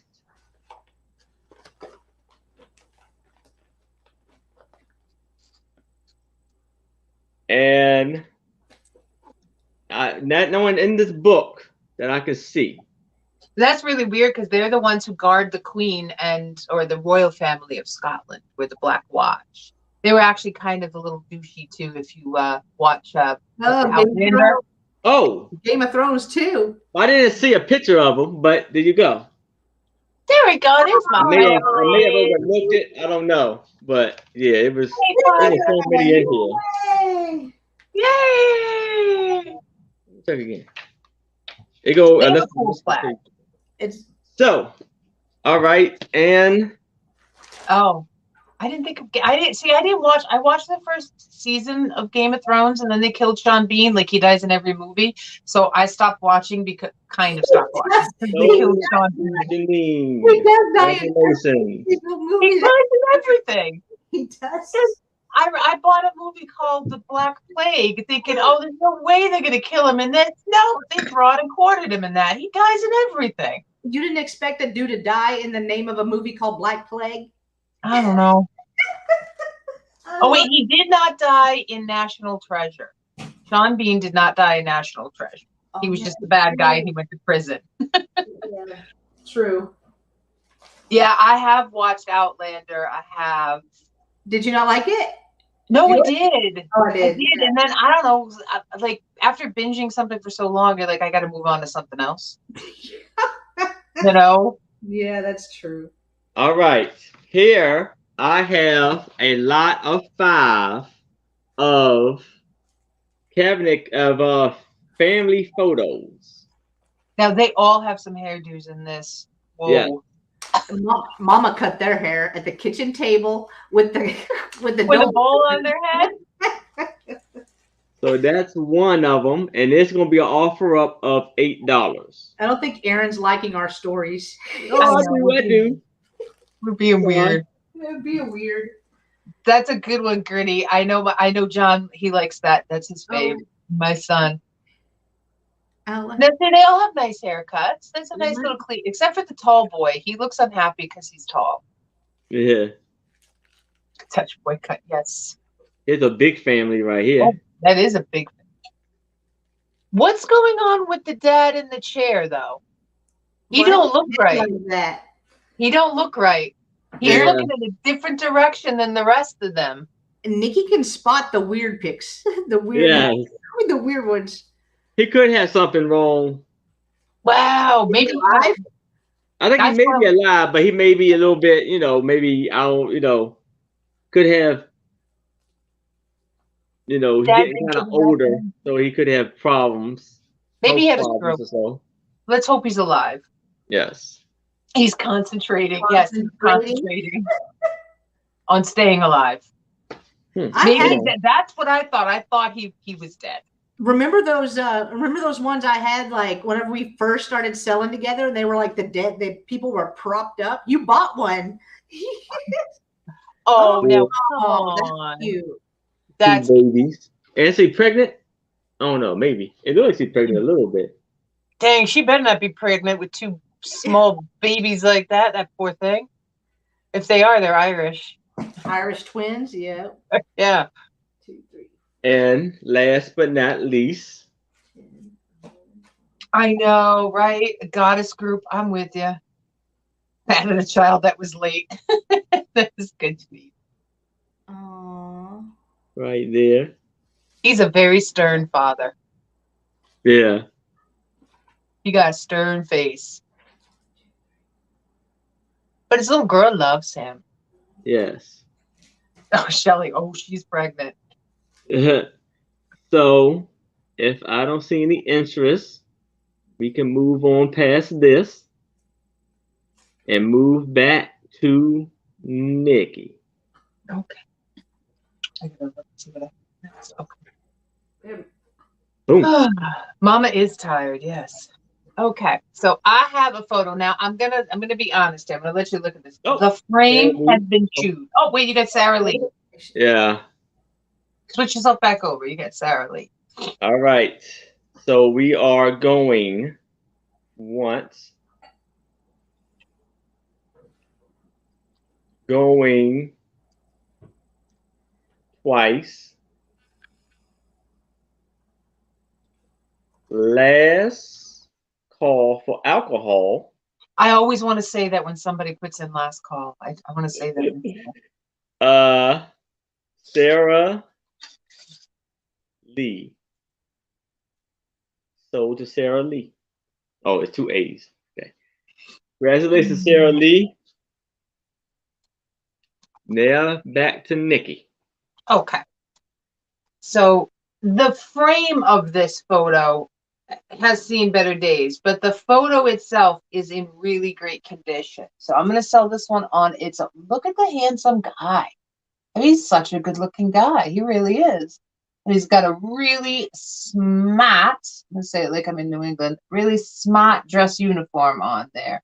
I mean, the pleats on his pants are fabulous. And this is a larger photo. So this photo itself is an 8x10. He's just awesome. And there's nothing written on it either, because I was even trying to you can take a sneak peek in here and you can see that the photo itself is fine. It's just the frame, the cardboard frame that they had put it in a while ago has. So I would suggest if anybody gets it, should put this in a better frame, because it looks like it's been chewed, right? Like some giant dog had a nibble out of it. Yeah. Right. But he's amazing. I mean, he's a really dapper guy. So if you're interested in my soldier, and I don't know what kind of uniform it is, I mean, it almost looks like maybe a military school, but I can't be 100% certain. I don't live that far from West Point, so it wouldn't surprise me if a West Point picture popped up, but it doesn't say that on here, so I can't tell you that it is. And there's not even any taking a peek under the frame here. No, there's nothing down in there either. Maybe the studio it came from.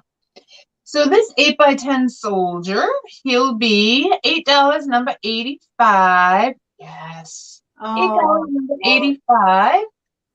And, I even thought, we got Memorial Day in a couple of months. He'd be great for that, too. That's that guy. Let me put this little pile here. And then my next piece, this is just a little bit of interesting fun. So this is a clipping from a newspaper. So this is the Yukon Trail. There's a picture of the USS or the SS Yukon. And then it's all about going to Alaska. So everything in here is about kind of going to Alaska. There's the Hotel Savoy. This is from 1935.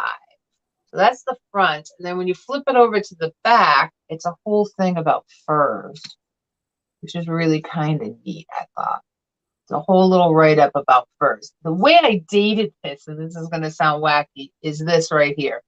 Established 1885 and has been in business for nearly 50 years. So I had to do math. You're good at the math, though. Math's not so Luckily, I didn't have to do the math tonight, because that wouldn't have happened.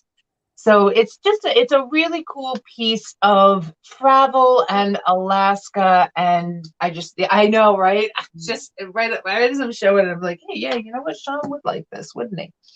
So if you're interested in my Alaska Yukon Trail 1935, all about Alaska piece, this would be $8, number 94.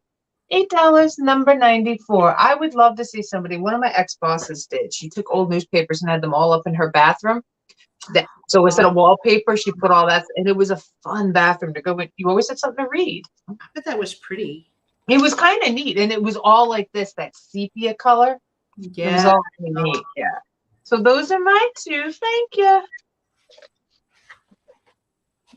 All right. Here is Jenneads. Alrighty, so my next item is another piece of vintage sheet music. This is from 1936. It is called Lonely Heart, and it is featured by Aline Morin in the popular radio program Today's Children. And it's like a little wedding scene on the front. Oh, that's cute. This was music based off of a radio show. Really pretty. Even the back. Mother Morton's recipe for a happy married life. It even has the little wedding cake. Really, really cool. Again, this is from 1936. It is in great, great condition. For the age, multiple pages. And I just love the front of it. Like, I feel like that's definitely their wedding. Oh, that's cool, Mary. Our bathroom, we found newspapers. Oh, that's neat. That's cool. Neat. So for the Lonely Heart vintage sheet music, it's going to be $5, letter I. $5, letter I. And then the one that I was singing earlier is All My Life by Irving Berlin. And I love the house. Isn't that neat? And the pink is really pretty. Here is the back. Gives you more music by Irving Berlin. This one was done in 1944. He had a long career, Irving Berlin, because I have stuff by him from the early 1900s. Yes. And these were 60 cents a piece. Well, this is whenever he had his own music company, the Irving Berlin Music Company, because it says right in there. So 1650 Broadway, New York, New York. Introduced by Kate Smith, Sunday, February 4th, 1945. It says right there. So this one's going to be $5 as well, and this is going to be letter G, and those are my two.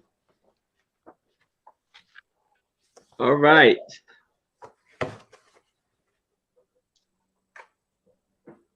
Now, I have I'm with you, Book. and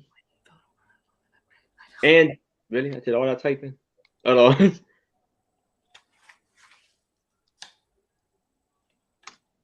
Because it says Lonely Hearts and it's a wedding. So what's I know. wrong with that? And it was kind of cool though. As it affirms my experience. All right, now I have a antique book. I'm going to do an offer up of $8. That has some issues. The binding issues is a little coming loose. But this is Oh, wow. The Darling Adventures of Kit Carson and Fairmount. Why does that sound familiar? Why does Kit Carson sound familiar? What is that? He was a Wild West hero. Yeah, among buffalo, grizzlies, and Indians. Cool, Aaron. Yeah, that's neat. Of What's the the year most on that difficult and wonderful expedition ever. Expedition ever. That's the longest title ever. You did a good job. Yonder. You did a good job, Aaron. You did good. Yawning Chasms. Yawning. This, now I can't find a date in this one, but right here it says William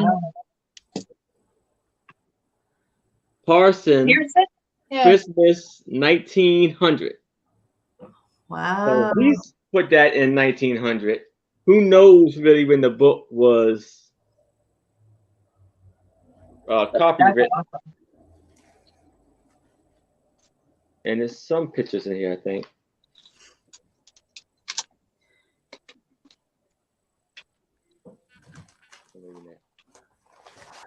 All right, so you see, oh, Christina is in that 9. Do I see 10? I have to be a little careful with this one because it's. I'll make sure to take care of it.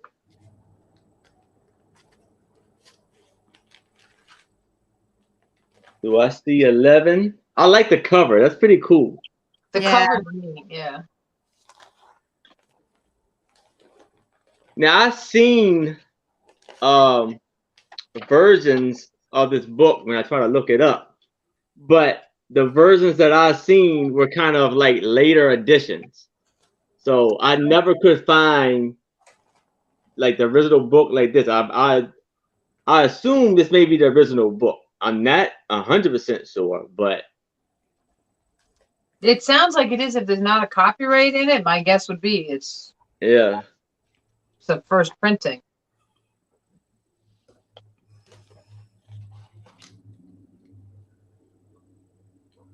He was an Indian agent entrapped and moved.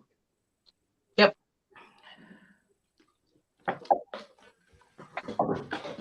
Yeah.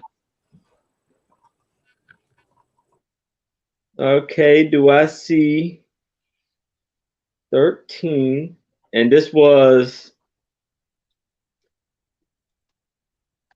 New York, Hertz and Company production. So I see Janine is in that 12. I would Christine, I would need to see 13 or an out. It's starting to slow down. So I'm going to start a countdown. Going once. Oh, 13. All right. Do I see 14?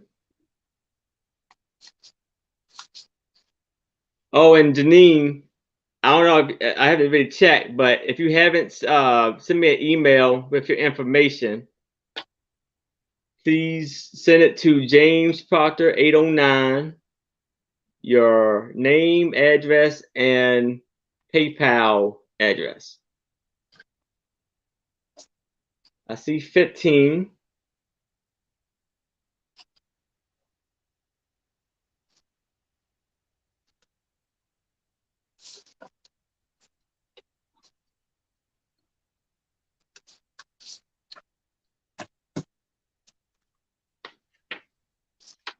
$17. So there are 493 pages in this book. That's a big book for that. Wow. Yeah. 20.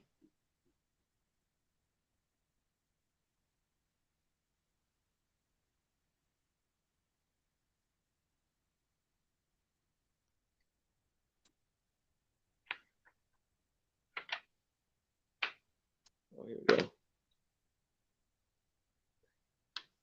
It was showing his, I don't know, like a little grocery list or so. Huh? I bet you it is really an interesting read.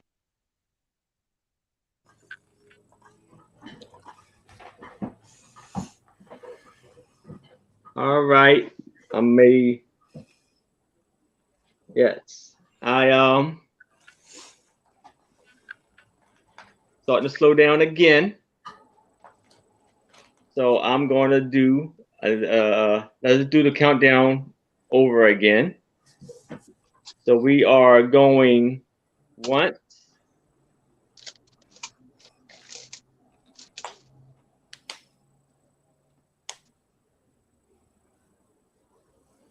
Going twice.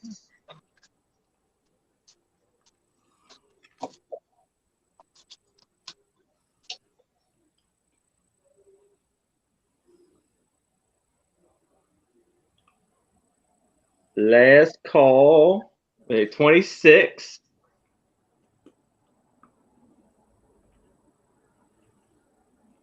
Holding it out.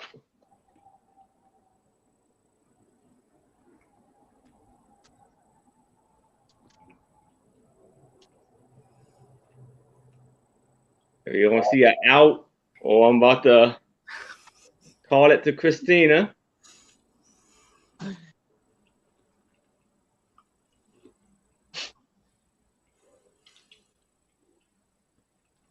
It's on its way, Joyce. All right. And we are sold to Christina. Congratulations, Christina. Great buy there. Oh, Jody, I was looking for you. Next round, please stay. Please stay. I got something for you. I was waiting for you to show up. Hi, Jody. Okay. Hello. Here is a lot of cabinet cards of men. Enjoy it, Christine. Enjoy it. I'm doing an offer up of $8.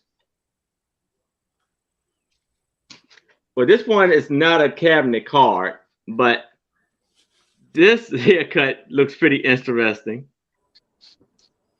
It's another bowl. Mom stuck a bowl on his head in the kitchen. And here it said the name.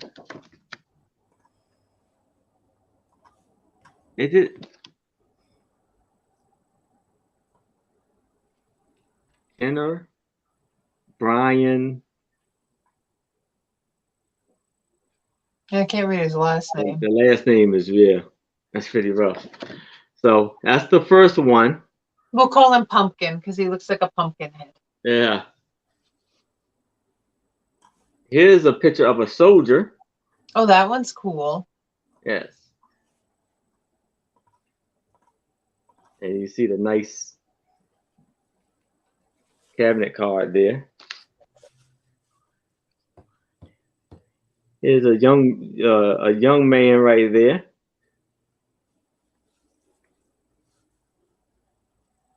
And those collars they had. I mean, they must have been like suffocated. Yeah, it's pretty good. Yeah. And this one is taken in Washington, D.C. Well, it says Baltimore. I guess he was the photo thing was in Baltimore and Washington, D.C. So there you go. He's very dapper. Last but not least, it's this guy right here. Oh.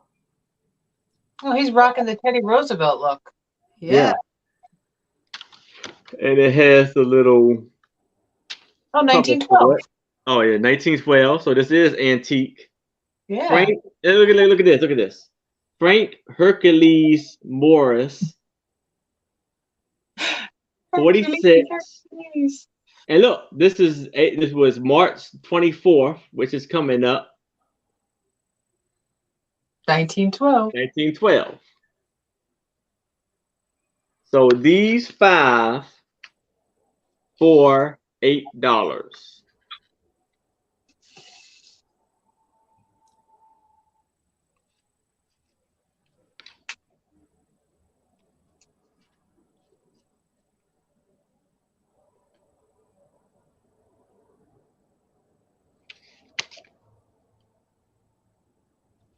We got Janine at 8.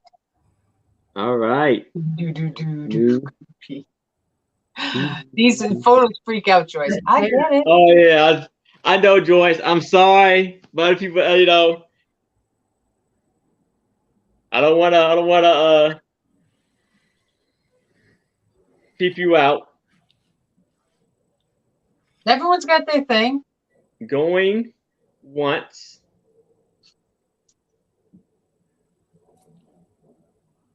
Oh, and you got Edward at 9 now. Do I? Dang, Yep. It was going kind of slow. It took. Okay, I didn't see that. It happened right as you were typing in your thing. That's why. Okay. But okay. So do I see 10? Oh, yeah. All right, I'm gonna see if I can find some old photos of kittens, Leanne. Just for you. If anybody can find them, it's Aaron. That's right. This is true. So if it's any interest, you have to come in at 10. So I'm gonna do the countdown again. Going once.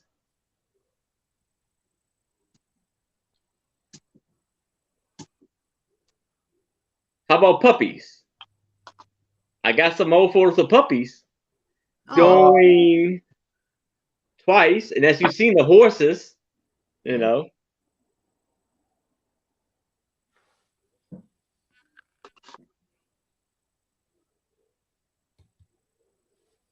Last call. Okay, Mary. So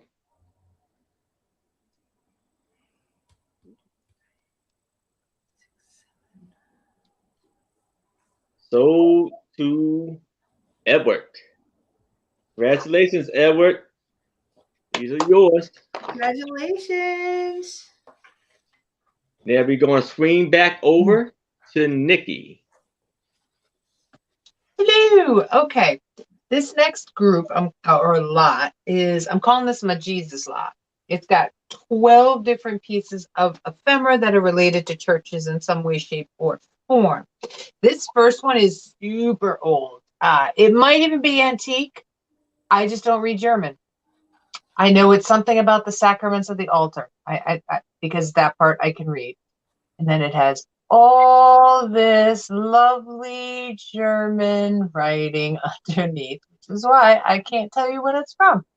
But there are some handwritten pieces. So if you see right here, this sentence right here, it looks like it's the person's name. And I want to call him Marvin, but I'm sure that's not what his name is. But yeah, no year on this anywhere that I could see, but it is so old and it was so special to somebody.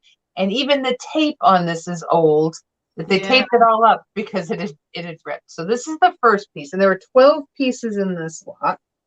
So that's the first piece. Then we have Following Jesus, Children's Day Program 1931. This has a bunch of hymns and music in it. Happy Little Children. But what I thought was neat in this, because it also has pictures in it.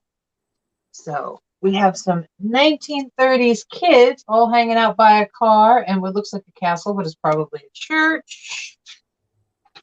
And then in here, it has projects for Sunday school classes and departments for which Children's Day offerings may be designated. This go in 1931. So we're talking about like the Great Depression era, right? From $10 to $1,800. I can't even wrap my brain around $1,800 back then, right? Provides the salary of a Sunday school missionary for 1 year. So that's how much they made in 1 year. So it has this whole breakdown here of different price schedules for things you can contribute to. There's a bunch of other kids, 1930. So this is a cool little pamphlet. It's about 10 pages. This is from the Presbyterian Church in New York City. Now, also in this lot, there are a bunch of pieces of sheet music. They are definitely vintage at the very least. They are double-sided. Like I said, there's quite a handful of these as well. That makes up the lot. And then we have St. Michael's Monastery, Union City, New Jersey. So apparently it burnt down. So here's it before it burnt down in 1864.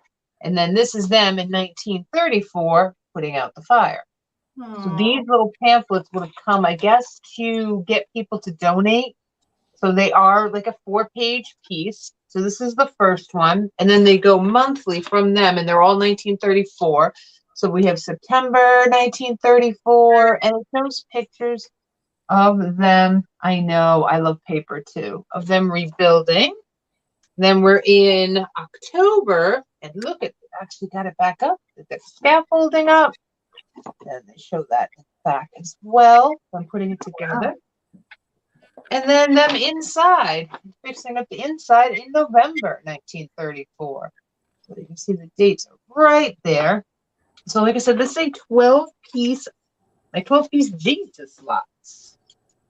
It's a thing John and I have whenever we go out thrifting. The first person to find Jesus yells, Jesus! Because you always find it when you're out and about, too, right? man. So what? You and John are my favorite couple. I'm putting that on the books right now. Thank you. But you always find a picture every single time you go out. Every time or you find a crucifix, or we'll find, I don't know, something. And if he finds it first, I'll hear it, and he's loud. Jesus. Like, you're going to get us kicked out. So you get all 12 of these pieces. I have it on video somewhere too. For $12, number 98. $12, number 98 for that. They did have some big donations.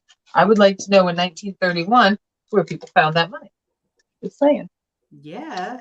Okay. My next offer here, or piece, this is going to be a lot of 5. I thought there were 3. Apparently there are 5. So, okay.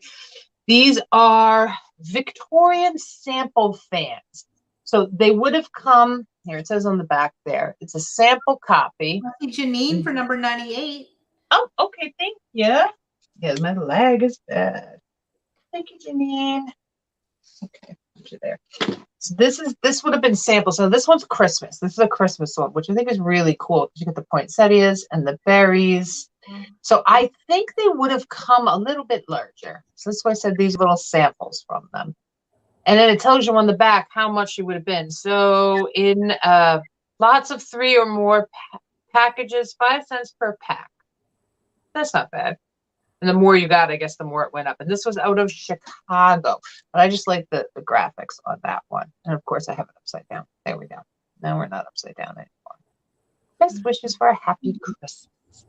Then we have this one's very Grecian and Roman. So then this would have been the size of the style of this one for these little paper fans. And this one was $5 per 1,000. That was actually pretty cool. 4 design fans, invariably sold assorted, 500 in a package. That's pretty neat. Yes, yes, they might be. They might totally be, because when you see, I have a couple of them that look the same. So we have a little, like 2 little girls probably playing marbles or pickup sticks on a bridge. Nothing on the back of that one. Yellow and blue. This one is, these are the 2 that are the same. They're just in 2 different colors. So same picture, just one's in red and one is in blue. So they're just really neat. I mean, I would imagine they're not going to do much for you now. But if they were bigger, they might have. So you will get all 5 of these, including the Christmas one, which is definitely my favorite. All 5 of these. Here we go. For $15, number 86. $15, number 86 for the set of 5 Victorian. And at one point in time, somebody had this one alone priced at $5. You can see the little pencil mark in the back. Wow. Cool. Antique ones. And that's my 2. Thank you very much, Aaron. 86. Joyce. 86 for Joyce. You And got here it, Joyce. is Thank you. Jenneads. All righty. So I'm going to do some more sheet music. But I think what I'm going to do, I think I'm going to just start lotting some stuff together. Just to let it go. So I'm going to lot these 2, I think. Okay, so this is quacks me. What is that word, Nikki? Coax. That's right. Coax me a little bit with Dinah Shore, and I believe this one was Born Ink from New York. This one is 1946. That's what this says on the inside. I just like the graphics on this one, so I will lump it with this one, called Underneath the Arches, and this was the original version as featured on London Record number 238. Under the Arches. Well, that's some like risque titles, right? Under the Arches. And this one is done in 1932, copyright. So here is this one. Here is the back. Now it's a little bent right here, just a tad, but other than that, perfect condition. So let's do both of these for $8. Letter K. Letter K, $8. Letter K if you'd like 2 pieces of the sheet music. Right here. And then I will lot in, let me set these over here. I'll lot in 20 pieces of ephemera, and we will do this. So I was doing these for $8, so let's do them for 10 for 20 pieces. 20 pieces. And Joyce, I'll throw this one in with the one that you already purchased. I just don't want to hold on to paper. That's my that's my thing. So these will be for 20 pieces, $10, letter N. And I see Joyce for these 2.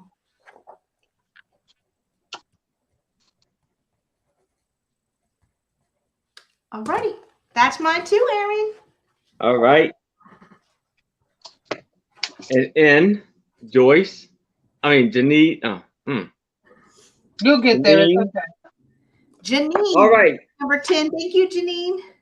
Here I have a photo album of a African American family.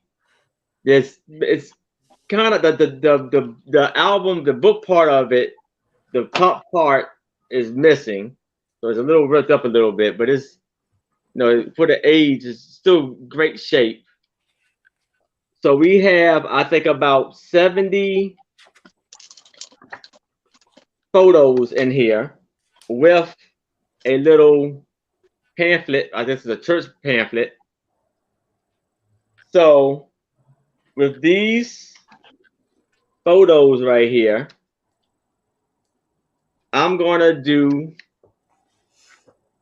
these are gonna be for $30, number 25. Wow. That's cool. That's really cool. Oh, wow. I know. I have my grandparents, but it was in a, they took it out and put it in a proper photo album so it wouldn't fall apart. All right. I see Janine for number Yep. 25. Janine for 25. Nice. Congratulations, Janine. Was she in a bikini? Could be, Was she, Oh, or yeah. was it the bathing suit? probably a bathing suit. I was like, wow, that's risque too. Ooh.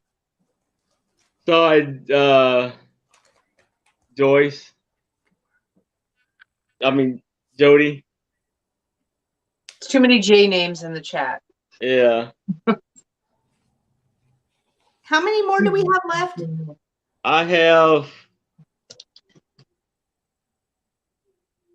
6. 6 more. And I started. Yeah. So Yeah. So yeah, I got that's these 2. 3. Okay. Okay. Sorry. All right. 1, 2, Here 5, 6. I'm gonna do an offer up for this one.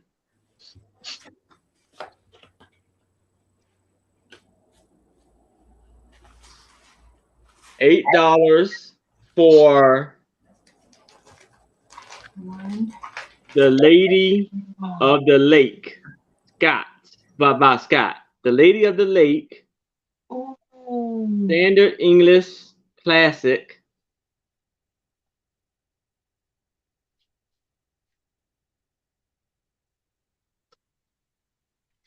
And Yeah, I know, Joyce. This book is cool. this is copywritten in 1917. Ugh.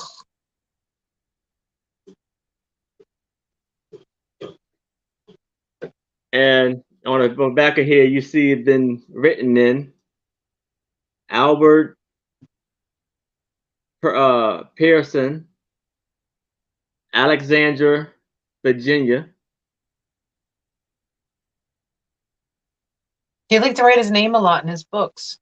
Yes. So you Don't see, take my book.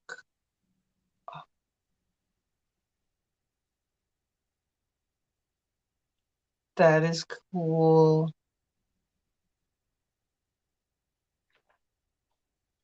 Hi, Judy. Thank you for dropping by. all right. See you, Jody.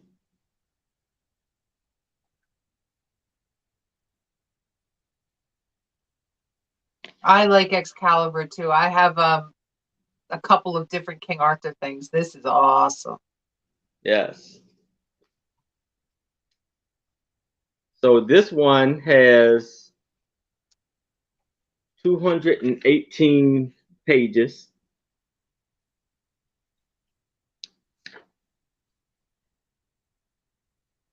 No, I don't think it's a ghost story. I think it's supposed to be like the lady who gave Excalibur, or the spirit that gave Excalibur to King Arthur, which came from the Lady in the Lake. It's not a Yeah. ghost story, right? Yeah.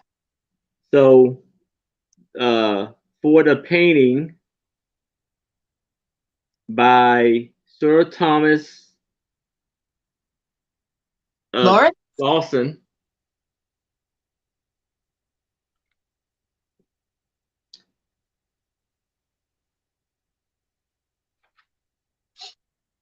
It'd be cool if it was a ghost story.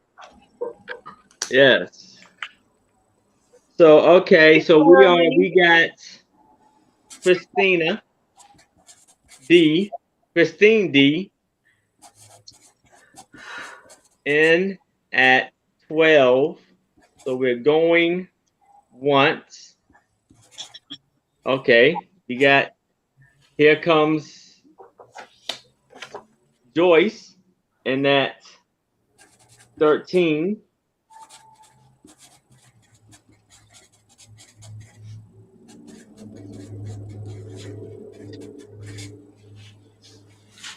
And we got Christina is in at 15.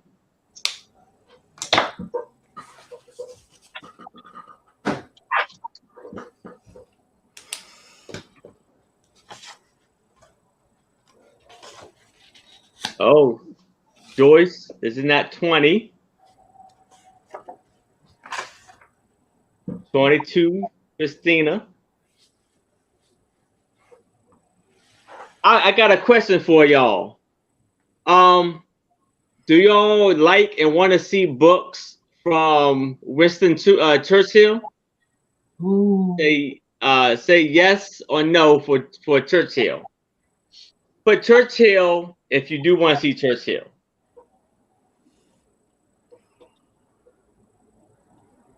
Woo, my stomach's growling. My stomach's making a lot of noise too. I wish it was growling. All right, so I see 22. Janine says yes. Christine says yes. All right. So for this one, oh wow, okay, I got y'all. Lois says yes. All right, Joyce says no, I have one. yeah. So going once. That's why we love Joyce. I love her so much. I want to hang out with her. I want to meet her. I thought you said you wanted to marry her. Hey Joyce, me and you gotta go thrifting one day. She only live like far from you. 20, 30 minutes away. She live in Calvert County. I go to Calvert County quite a bit. We could even meet at what is it? Chesapeake Beach. I love that place. Rod and Reel. Have you ever been there? I love that. Maybe some Eleanor Roosevelt. I love you all. Y'all are great tonight. It's a date. All right. Jealous. Last call. And we are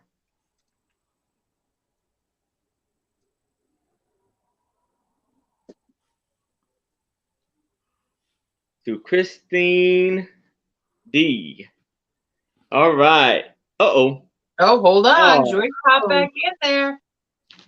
Oh, it did make it. Oh, okay. Yep, she did make it. Ooh, sniper. You made it right in before the soul. Sorry, Christine. I had to change it though. I should put bid in first, huh? Probably. Soldier Joyce.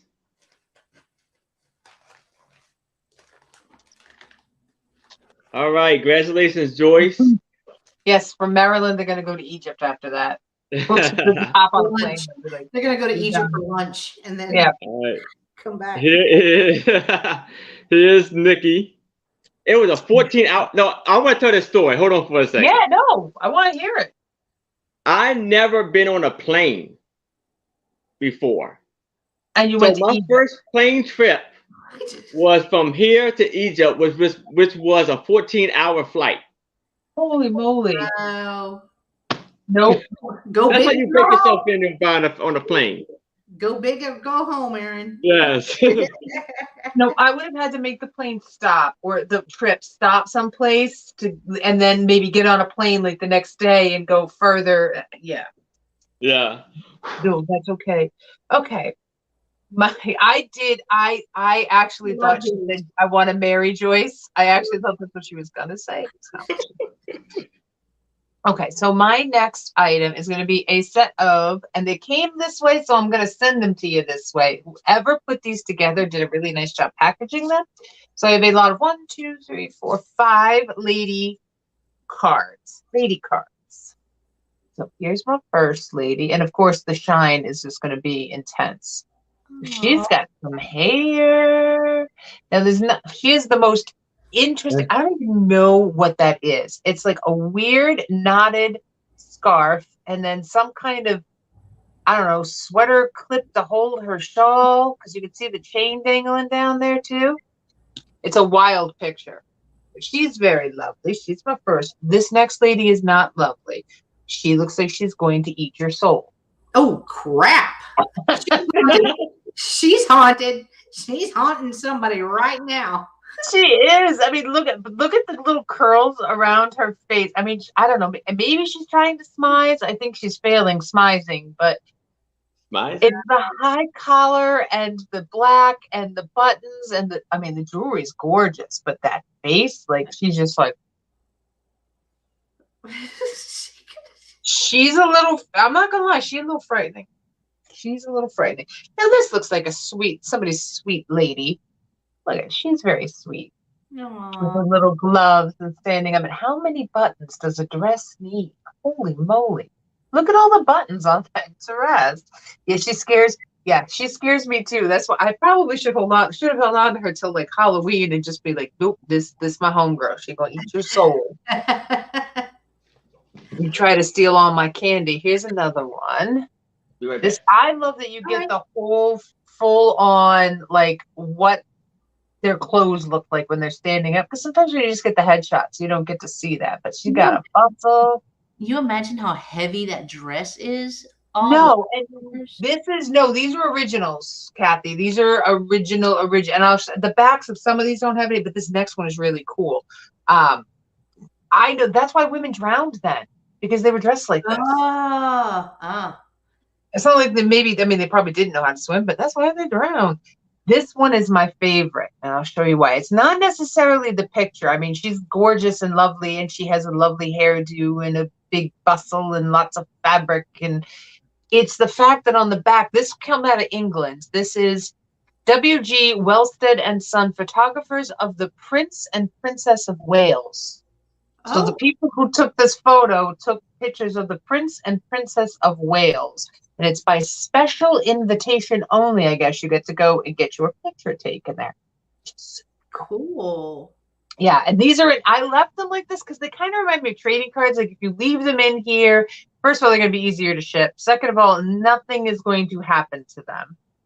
And the edges, there's no foxing around the edges of these, which is really cool. So you'll get, or their dresses caught on fire. Exactly. All I think of muscles. You'll get all 5, including Miss Serious Sinister there.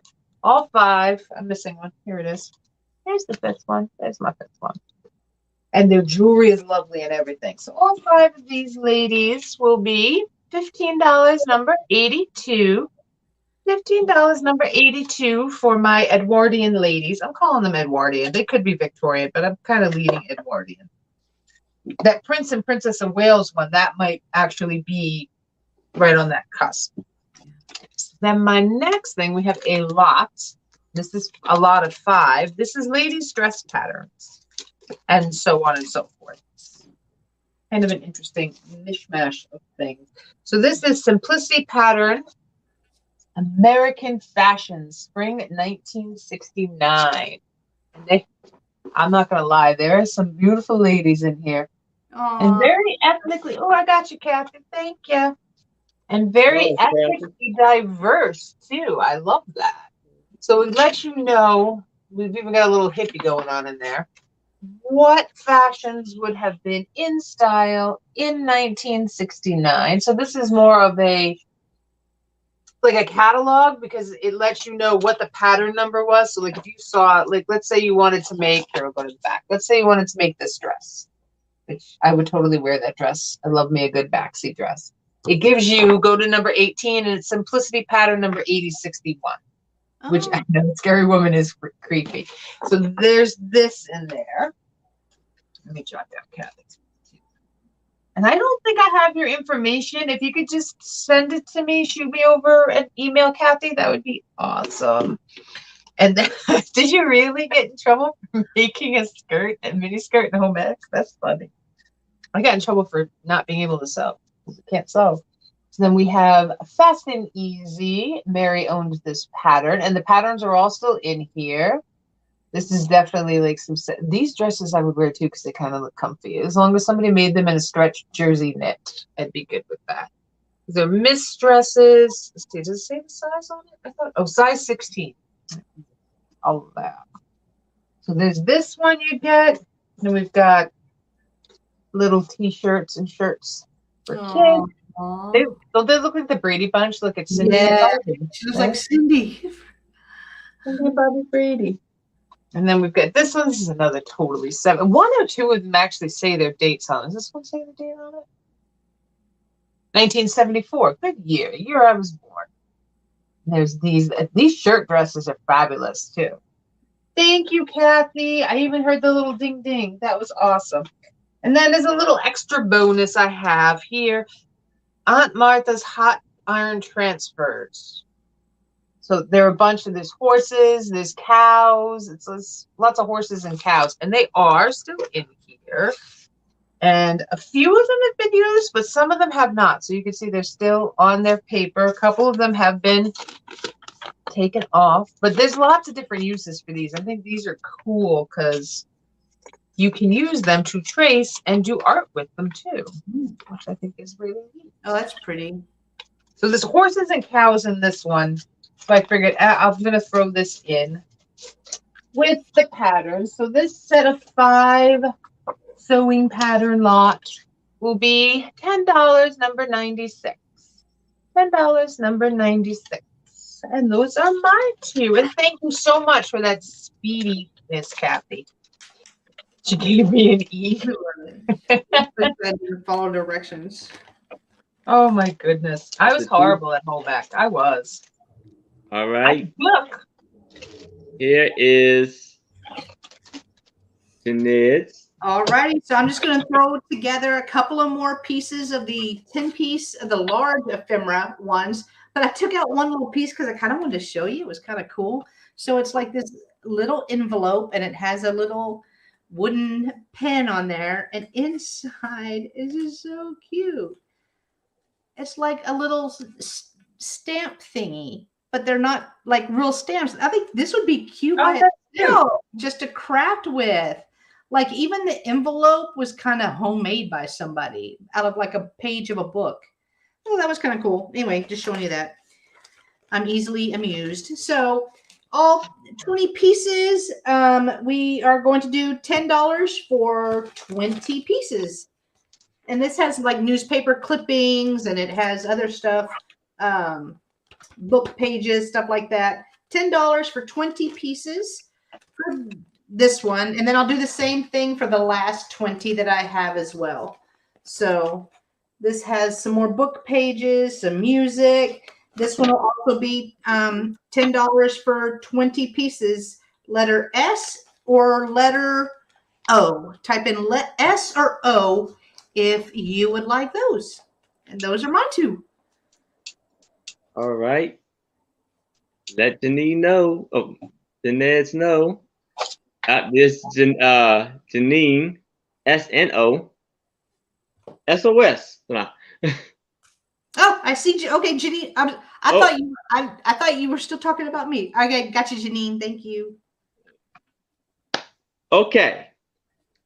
Now, like I asked, I have a Winston Churchill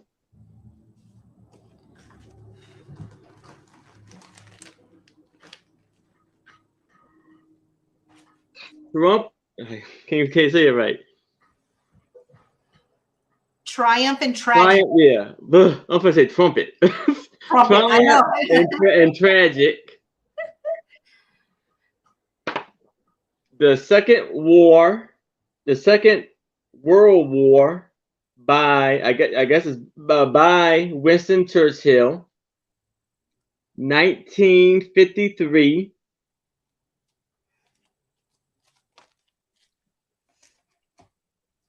And I would do an offer up for this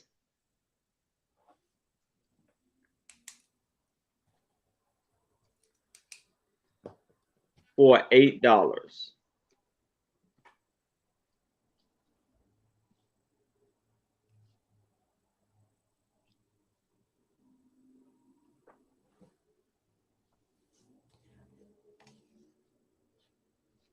Ugh. Here it has the D-Day for the first chapter. I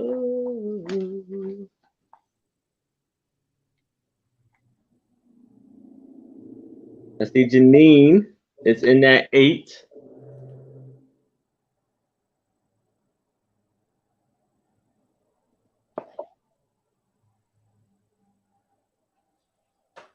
Did it take my?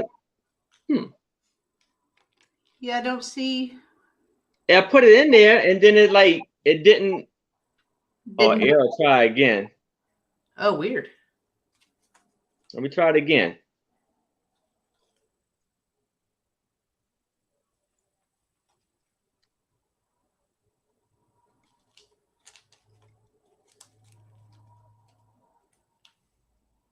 I see Christine at 10.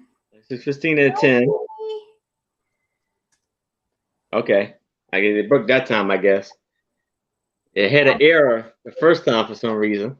Oh, weird. I see it though. I see that 11. Sorry about that, guys. But Gatorade, 3 bottles of Gatorade are finally doing their job. Hey. Hi, Chicago lady. That's a cool book. You know which one I want? I want the one from, did any of y'all see The Crown? And the girl was reading the book and then she got hit by the bus. That's the book I want to read, that one. Gotta watch The Crown, Aaron. Oh, she was reading a Winston Churchill book. She worked for Winston Churchill and she got hit by a bus. It was horrible. Oh, wow. It was sad. Oh, what is a real thing? Oh, hold on. Yeah. Yeah, The Crown okay. is the TV series, but it really did happen. Yeah. Oh, wow. Oh, okay.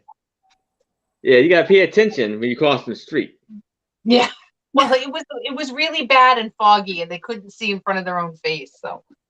Oh, Joyce, I love The Crown. Love it. So I see Christina in at 12. Janine, you would have to come in at 13. If I don't see any movement in it, I'm gonna start a countdown.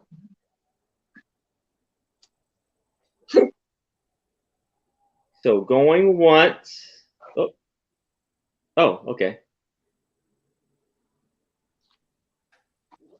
Oh, it was mad. I agree. Absolutely. And then the last one with Princess Diana. Oh. But the people that got to play all the characters looked so much like them. It was amazing. Twice. Janine is out. Last call.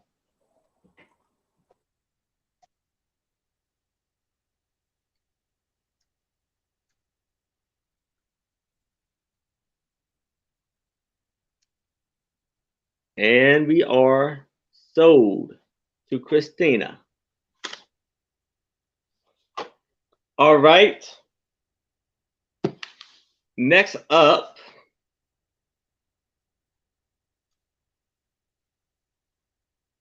I have another book.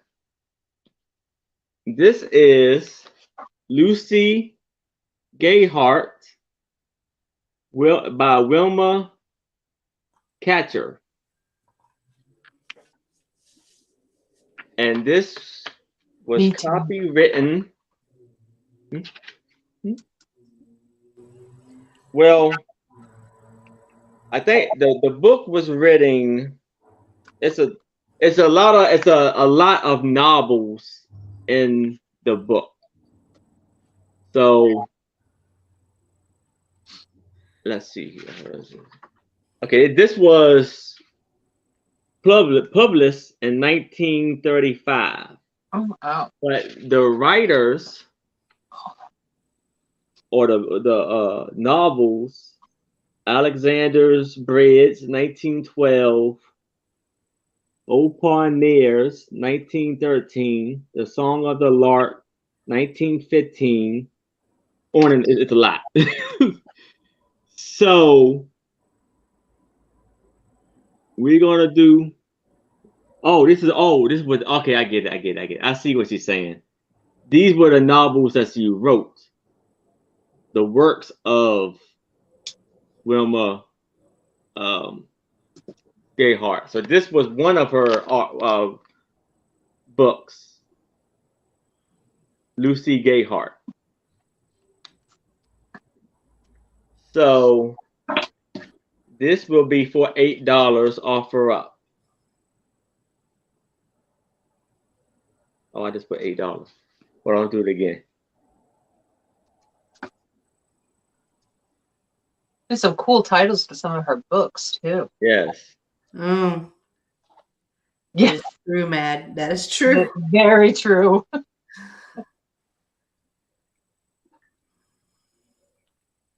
I see Jenneads at 8. I see Christine at 9. Okay. I might have to look for these other books.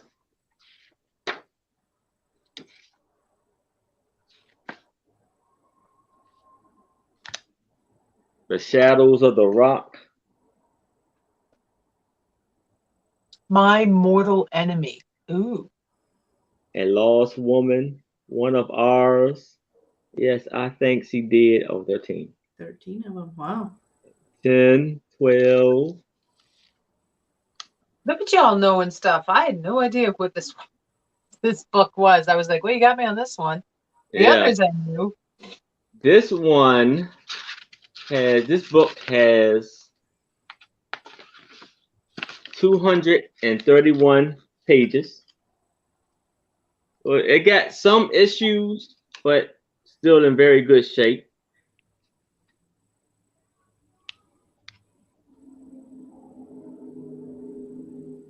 So I see 12.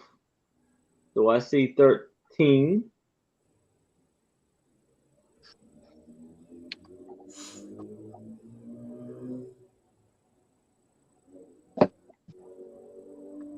I will have that's a heads up. Let me just tell y'all now. Next week I will be having some more books and cabinet cards. So if y'all like what y'all see, please come back Saturday. I will be I'll tell you that at the end. I will be having I told you right, the Thrift Adventures and Reclaiming Mary. I will have some more books and cabinet cards for y'all if y'all want to see some more. See, I get it, Joyce. I get it. I'm glad you knew that. I think it's awesome. I wanted to work in a library secretly for like 5 minutes. All right. I see 15. Janine, if you're out, and Christine, you are now rinsed. So I'm going to do a countdown now. Going once.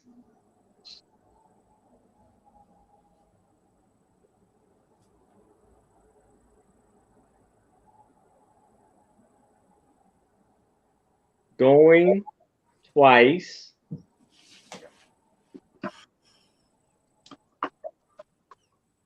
Last call.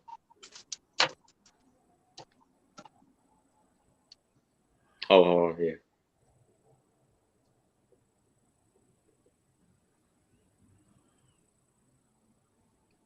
Bid in, and we are sold to Christine.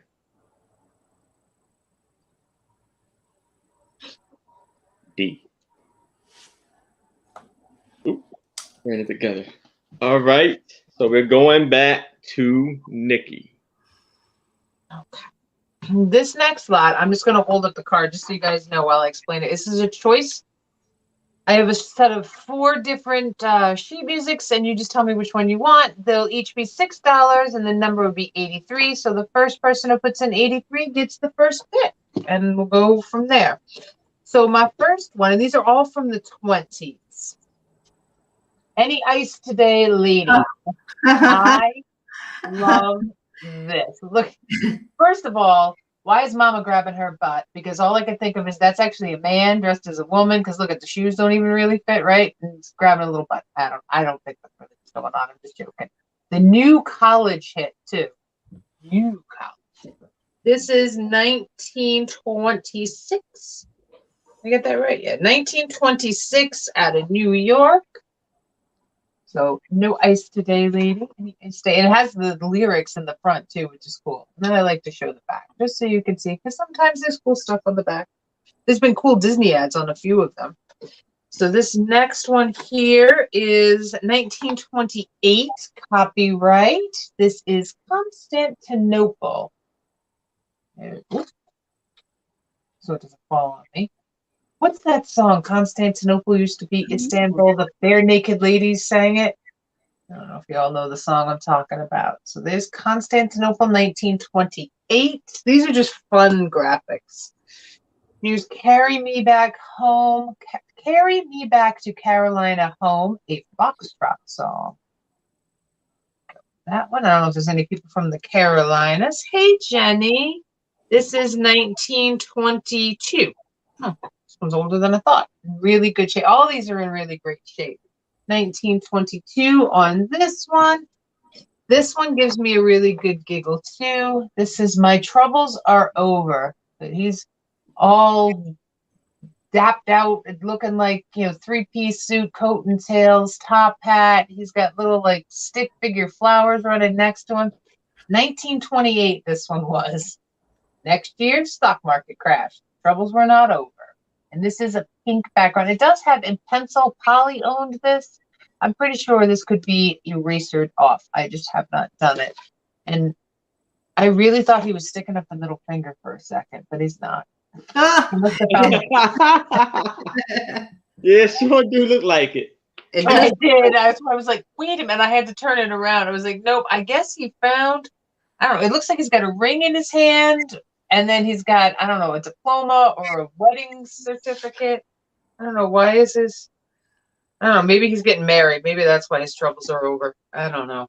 So you get your choice of My Troubles Are Over, Carolina Home, Constantinople, or, yeah, it looks like a wedding ring book. Yeah, it does. Or Any Ice Today, Lady. This one is my favorite. So once again, there'll be choice. Number $6, number 83 at No Ice Today. I love it's just this part right here. It's these two right here. I get a kick out of them. Okay, so that's my first piece. My next piece here is another photo from 1919. This is on the River Thames. And I guess this is what they were doing during their time off. England under war condition, pleasures and pastimes. I wouldn't imagine there would have been much going on, but this is Downton Abbey times. Like if you think back when we were watching Downton Abbey, and Matthew, who I then stopped watching after they killed Matthew. Stop killing my characters, people, because I'm just going to stop watching. But I guess they did still have some leisurely pastimes. At least they did on Downton Abbey, right? So this is them hanging out. And the Thames, honestly, I don't think looks all that much different. There's still people who live on their little boat houses on the Thames, which I really think would be cool. Thank you, book. So once again, 1919 from The Mentor. It's down there in the script, and it has the whole write-up of maybe stuff they would have done. I don't know. So if you're interested in this one will be $8, number 91. $8, number 91, and it is on a, I don't know if you can hear that, like a cardstocky thing. It's not super stiff, but it's not weak. So those are my two. Thank you. All right, back to Jen. All righty, so I have a lot of vintage postcards. There, you're going to get 5 of them, and they're different occasions. Like this one is an Easter greetings, and I love her face. Easter greetings, best wishes. This has been stamped and mailed. The date is 1909 on this one, and these are all in protective sleeves. I get them this way, so I keep them this way. And then this one, I talk about it all the time. Stamps were so expensive back then, a penny, that I mean they took full advantage of writing all over this one, but I still love the graphic on this one. And this one was 1912 and actually mailed from Texas. And this is a TR & Co. Postcard right here. What does it say? I can't read so you're going to get this one. We have a Valentine's postcard. I like the birds on here. I just think that's really cute. This one is from 1925. It was mailed and stamped. They didn't have a lot to say. Oh, it's to Grandma. To Grandma from Edwin. Aw. I have a Christmas postcard. A Merry Christmas and Happy New Year. And this one is from 1925. So this is the newest one that I have. And stamps were 2 cents then. And this one is embossed.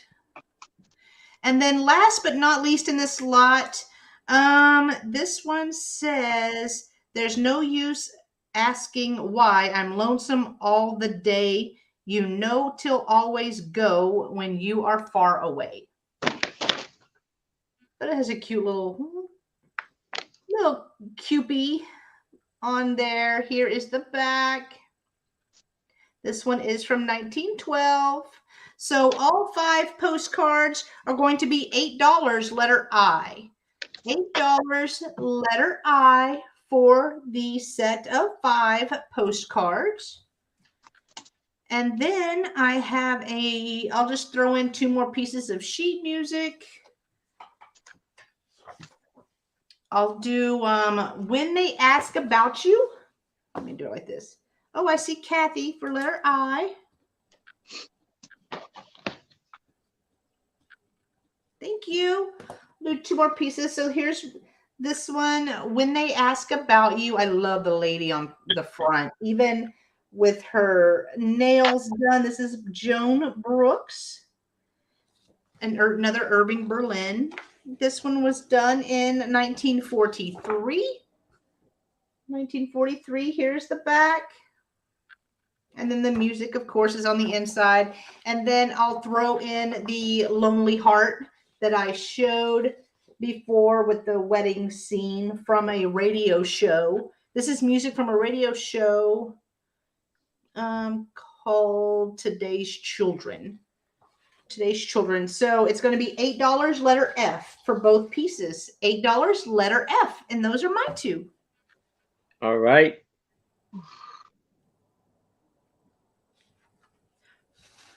If y'all are so torn, girl, I'm back. Gift future. So here I have a second reader by Thornton and Bryce. This book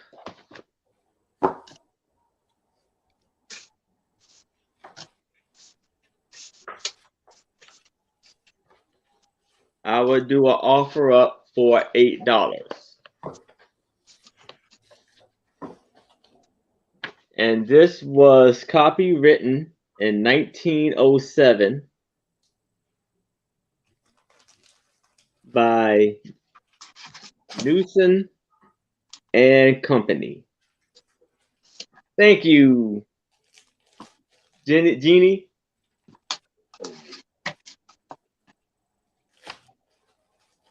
This, be careful. It looks a little creepy there. No. Kids' books were scary back then. Yeah.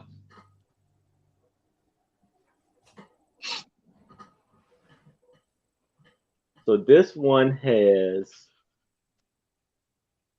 I want to give you the book number, the page numbers.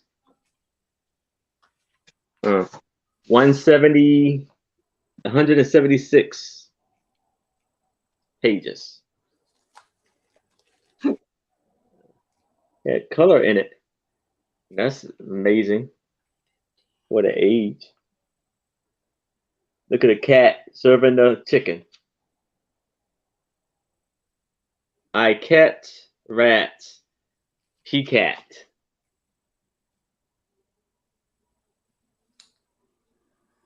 So I see Janine, Christine, sorry, is in at 8.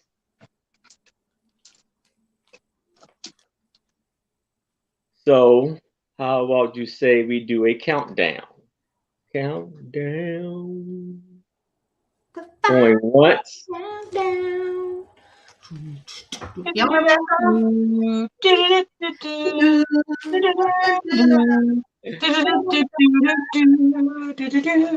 I'll keep going. Me Going too. twice. My Gatorade's kicking in a little bit. Good. Last call. Ooh. It in.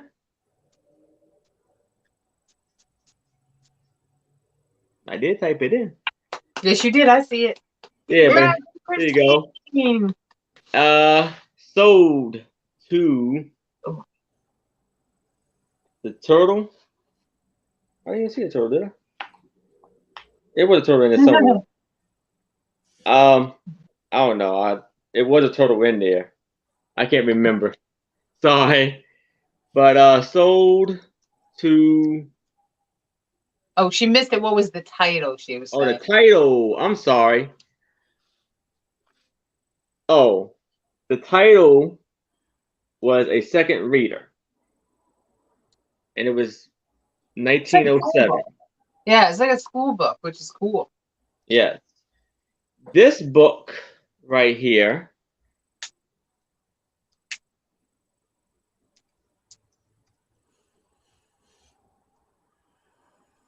I'm going to do an offer up of $8. This book is titled The World's 100 Best Short Stories, Volume 1, Adventure. And this was editor-in-chief was Grant Overton.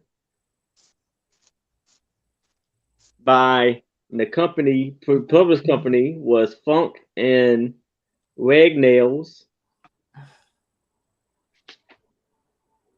And this was copywritten in 1927. You see the contents.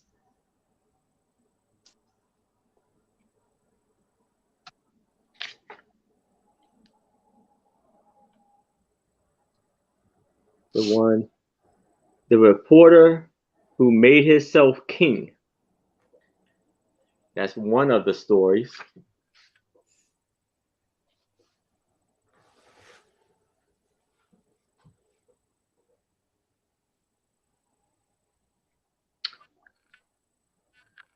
The logging for the night. Or a logging for the night.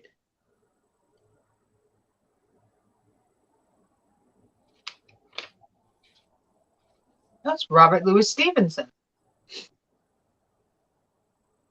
Oh, hi. This one is Friends in San Rosetta.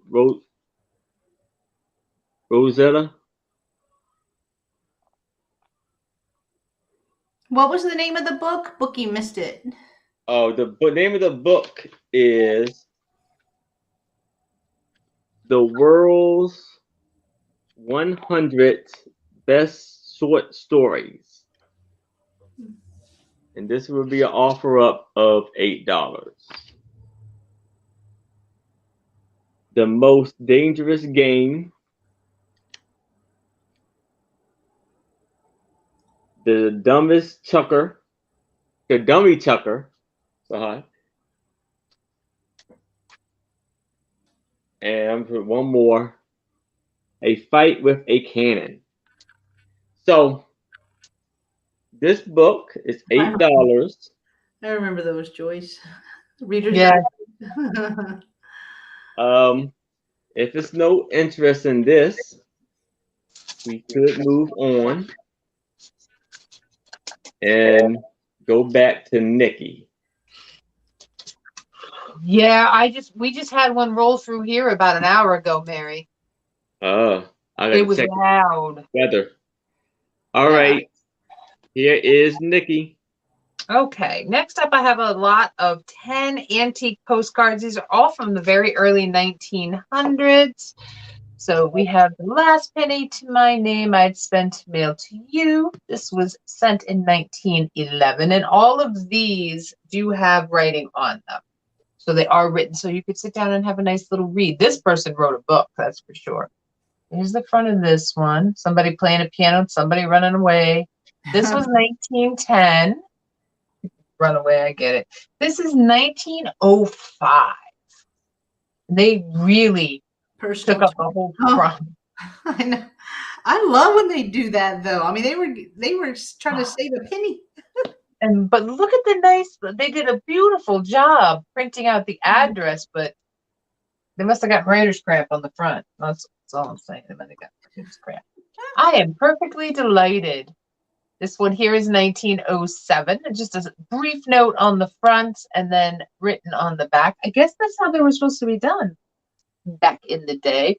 What would you do? What would you do if you got stuck up a tree like that? I don't know what I would do. This one is 1910. Go. And how many of these did we used to see in an antique shop? And you could still see them in some antique shops, the spinning wheels. This one here is 1919. This one might be the youngest card. I'll call it the youngest card.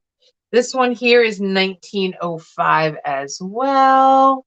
Poor dude, he's all laid up. She has really nice writing, though. So this one, Dear Carrie, love Sally. I think that's what it says at the bottom. But do you play ball? Archibald does. Oh my gosh, that's funny. Archibald. Archie plays ball. This one's adorable. And it's got all sorts of writing that the person put on in there with like people's names and stuff. It's this cute. 1901. So this is the oldest one, 1901. And it is all written in pencil. And very, very stung again, stung. I don't know. They wrote the word stung and then drew like a little hand right there. I don't. Apparently, whoever wrote this card had an issue with women or something. I'm not sure. And then I may be here for some time. Yeah, if a bull chased me up the tree, I'd be there for some time too. This one is 1906. And then last but not least, this one here is 1909. And it's a couple guys. All I can think of is planes, trains, and automobiles when I see this one. Remember that movie? Yeah. That is a funny movie. It's one of my dad's favorites. Okay. So, that's cool. I'd wet my pants, cry, and then take a nap. So all these antique postcards, they got some humor to them. They all are written on. The oldest one was 1901. The newest one was 1919. So all 10 of them will be $15, number 90. $15, number 90 for that. And then, did I do that right? Yeah, I did that right. $15, number 90. Sorry, I mixed up my cards. We're good. I see Kathy for number 90. Okay, awesome. Thank you, Kathy. Because I mixed up my cards. All right. Yeah. All right. Next up, this is a set of, is it really 7, right? 1, 2, 3, 4, 5, maybe there's 6 or 7. We'll count as we go through. This is 1930s on the farm, and these are all my gents on the farm. And these are little photos. So yeah, these are the tiny guys. They're like what we would consider wallet photos. So here's just 2 guys clowning around with the cows behind them. Hopefully none of them fall in a cow patty. And there's nothing written on the backs of them, but they do have little stamps. The guy's eating it. It's hard to show you, but he is eating an apple. The guy standing up is eating an apple, and he has one of those really neat little caps in his hands. Then we've got Grandpa Joe sitting on the porch having a cigar with his cane sitting next to him in his little rocking chair. We've got a picture of the farm. And a shadow of the person who took the picture. There we go. Now it's focusing. I'm not sure. I'm going to guess that this man is sitting on like a rowboat of some. I don't know. It looks like he. I don't know. At first, I thought it was a big sword he was trying to pull out of a stone. I'm not gonna lie, but it's not. It looks. I think it's an oar and a boat. I don't know what this has to do with the farm, but maybe I don't know. Maybe it's not. It's just something he's sitting on. I thought it was a seesaw. Yeah, you know what? Maybe it is. Who the heck knows? He's a very dapper young man too. Oh, and here we've got dad and little girl. Apparently, bowl haircuts went around everywhere. I'm trying, guys. I'm sorry. I'm trying to get this to focus. It wants to focus on everything but the little photo there. They're sitting on the porch. That, of course, you know, there's always that one odd lot. Do you remember ever looking through your own photos? Your parents took them, your grandparents. There was always one you were like, why? Why did you take this one photo? I had one picture left on the reel. He did look like he was in Failed Book. And then we've got, I'm not sure what's going on in this one either. I don't know, maybe he's helping him. This must be the setup before the other shot. He's trying to set him up, his buddy up. Just put him up on the fence post, and then they got together, and this is the actual good shot, because apparently he wasn't limber enough to stay up there himself. So all 7 of these, and I think there's 7, let me count again. 1, 2, 3, 4, 5, 6, 7. Yep. 7 postcards, 1930s, life on the farm, black and whites. Yeah, black and whites. $12, number 84, a ghost. They all are ghosts now, but yes, but yeah, probably. That's my answer to everything. A ghost, or it's haunted, or a ghost, or it's haunted. And those are mine too. Thank you, Aaron. Welcome. All right, here is Jenneads. This is our last 2, right? Like yeah. Okay. All right. So my next to last item is going to be another set of vintage postcards. You're going to get 5 of them. This one is from 1907, and look at little Cupid's butt. That's cute. Oh, that Cupid booty. Looks like the milkman. But they wrote all over the front, not a dang thing on the back. So this is an older postcard because it doesn't have the line. Yes, undivided. Yep. So this one is older. This is 1907. Exactly. Right on the edge of it. Yep. I learned that from Aaron, y'all.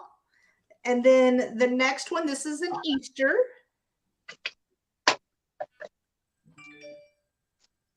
Here is the back. This one is embossed. This one is from 1915, I believe. Yes, 1915. Here is Christmas greetings from California. I mean, I've seen Christmas ones, but not specific like that. This is from I believe that's 1919. Maybe 1910. Can't tell right there what that one is, but it has been filled out and signed. Here is one that is 1907. Haven't a moment to lose. Oh, that bear looks mad. Here is the back. Now that's some tiny writing. I know. Look, they had room too. They had room to write correspondence. I love how they wrote sideways. And then this one, and that says Mama's Baby on there. Oh, Lord, how I wish you were here. No, kind of cool. And this one has a date. I cannot make it out. I see where it says June. 28th, and then it says 6 dash something on there. After March 1st, 1907, this space can be used for written messages. Huh. Cool. Alrighty, so for all of these, I mean, really, Cupid butt. The Cupid butt, cute. Cupid booty. It's $8, letter L. $8, letter L. And then my last item of the evening is another set of music. So I have the old lamp lighter. And I love the graphics. Like, this looks cut out right here, but it's not. It's just... That one's actually a little creepy, too. I know.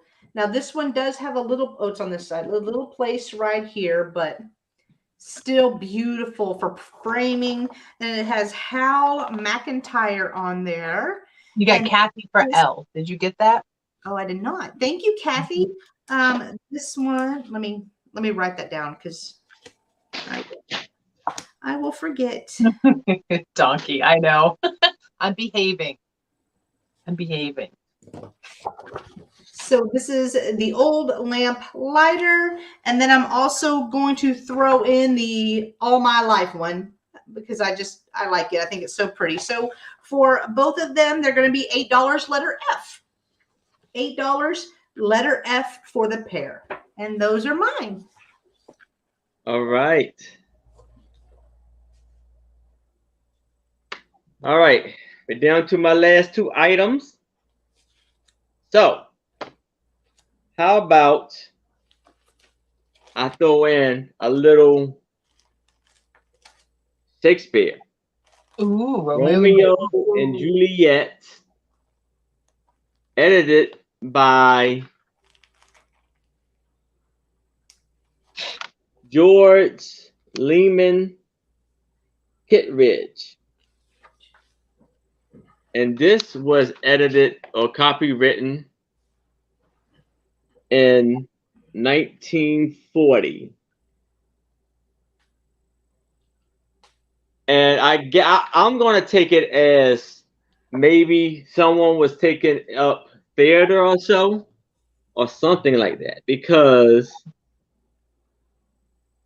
there are a few markings on it, and like they were trying to maybe mark. Oh yeah, some things in there to for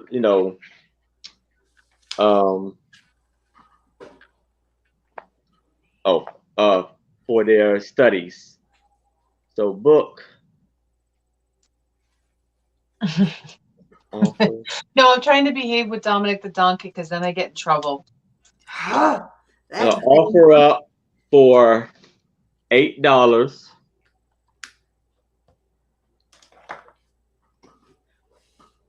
There's some more markings in here. I just don't know where at right now. Or it was an English class too, but yeah, theater, English lit.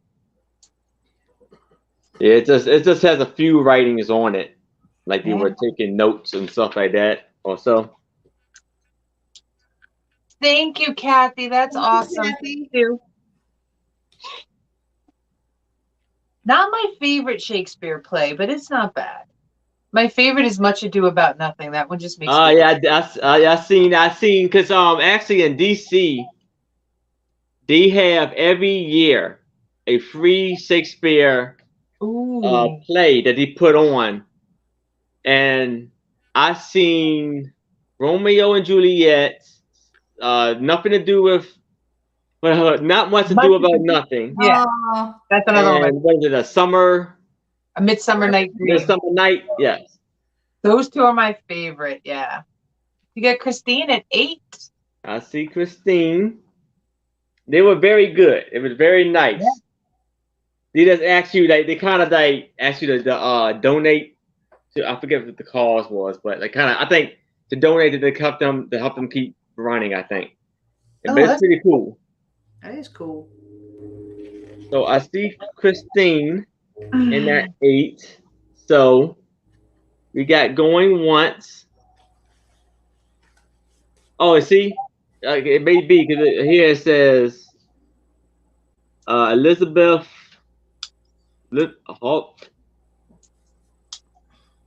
Oh no, Elizabeth Horning. sophomore. We So I all don't know learned if it was year. That's when sophomore we all learned that. in high school or college. No. Probably high school. Going twice.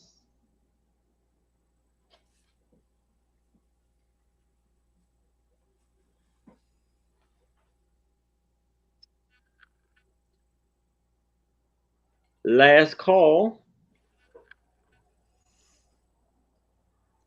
Bid in, please.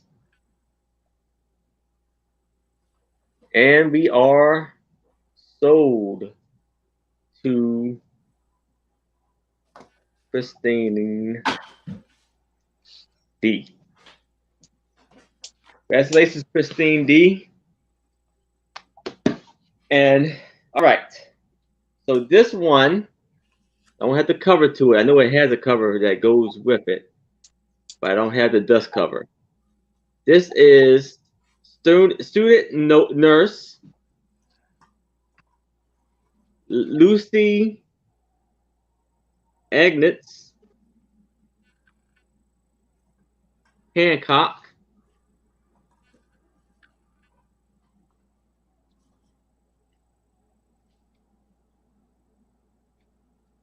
Reprinted May 1945.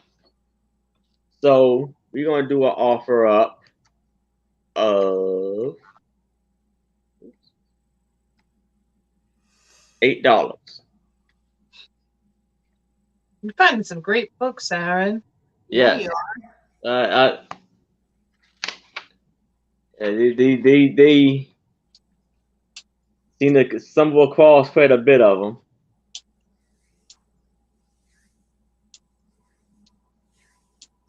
I see Christine at 8. Yeah. Here it says by the same author. Here's the other of her stories or books. Christmas Gift, Nurse in White, Gay Pretending.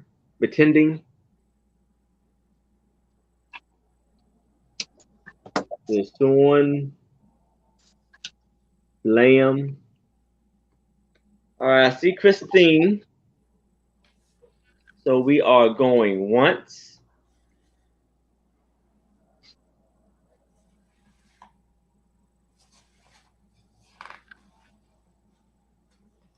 Going twice.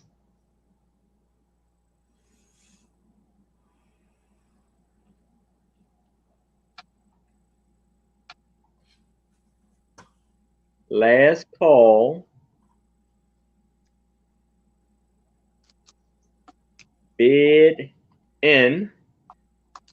We are sold to Christine.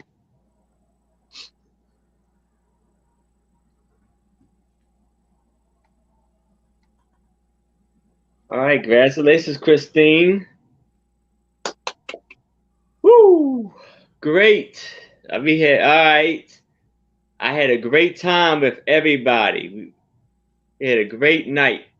So I'm gonna have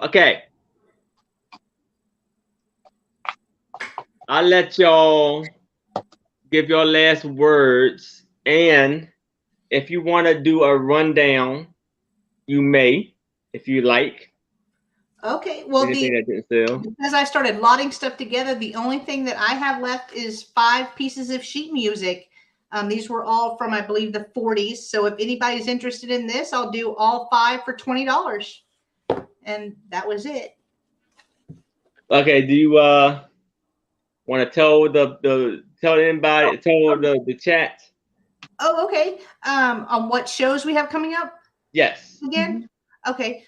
Me and Nikki have our big Easter sale tomorrow, and it's going to be on Nikki's channel, which is Black Dog Vintage and Antiques. No, it's on your channel. No, my bad. It's on my channel. It's on my channel at 12 noon Central. And we are going to have it's myself, Nikki, Helen and Roy. Helen with I'm like New England Thrifter and Roy Just Not Included. Yeah. Yes. And then on Monday, I'm going to be on Vintage and Vino's channel, and I believe that's at 5 p.m. And then Tuesday is our animal sale with the two Cathys, Picasso Cat and Kitschy Cat, at 5:30 p.m. Central. And that's Good it. job. Good job. You had to walk me through the first part. I'm gonna tell Helen and Roy you forgot all about them and you couldn't remember their names. Yeah, I know. I know Nikki doesn't. I just went blank for a second. That's okay. That's okay. All right, Nikki. Okay, I'll do a quick. I have a few things I'll run through. I had the 1892 Maynard's English Classic Joan of Arc. This was $14, number 87. I had the City of Scranton, and this does unfold if it's not going to take it out again. It's going to take me forever. 1893 bonds, consolidated bonds from the City of Scranton. It has some really cool writing and everything inside. $10, number 81. I had my four guys actually. Yeah, the Easter show is going to be fun. That I called Lost in Thought. We had these guys here. This lady has a lot of silver nitrate in her. That's why she's doing that. And this, thank you, Chicago lady. These four guys were $12, number 99. Then we had the choice of mystery books. These are the two that I have left. I have The Unsuspected from 1947 and Perry Mason from 1959. These were $8 a piece, number 89. And, oh, my soldier picture. There we go. And then we have my soldier picture. Wait, the frame is really messed up. I'm not going to lie, but the picture itself is still in really great condition. And this guy was $8, number 85.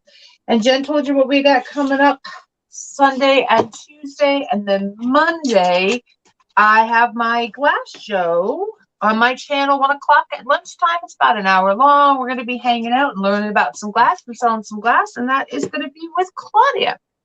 And thank you very much, Aaron, for having us on. And thank you, everyone, for putting up with my low butt energy. Oh, it's all right. So you thank did you great. very much. All right. I want to thank everybody for coming out and support. And I had a great night. Very a lot of fun. And my rundown. I had this Coca-Cola ad for $5. If you're interested in that, this can be for $5 for y'all. The Coca-Cola ad number 20. And I had the Great Gatsby book, but it was from the re-edition of like 1992. I can't find it right now. So those are the two that I had. And I want to thank everybody for coming out. So next week, I will not be on Trisha's show, A Picture Tells a Story, next Friday. Jody will be on with her. And you have Jody and Suzio. No, yeah, That is going to be an amazing, fun show. I can't wait to see that. Y'all got to check that out. And you got great pictures on there too. And my next show will be Saturday at 6 p.m. Eastern with Reclaiming Mary and Swifter Adventure. And they will bring some fantastic stuff. I can't wait to work with those two wonderful ladies. I know it's going to be fun. I know they're going to do great. So please check us out. And for all the people who were, seem to be very interested in the books that I had, I will be coming back next week with more books. And they'll be great books. Trust me. And I will have more carbon cabinet cards. And if y'all like what y'all saw, please come back, because I will have more for y'all. So until then, so stay safe, keep smiling, keep loving your heart, and I'll see you next time.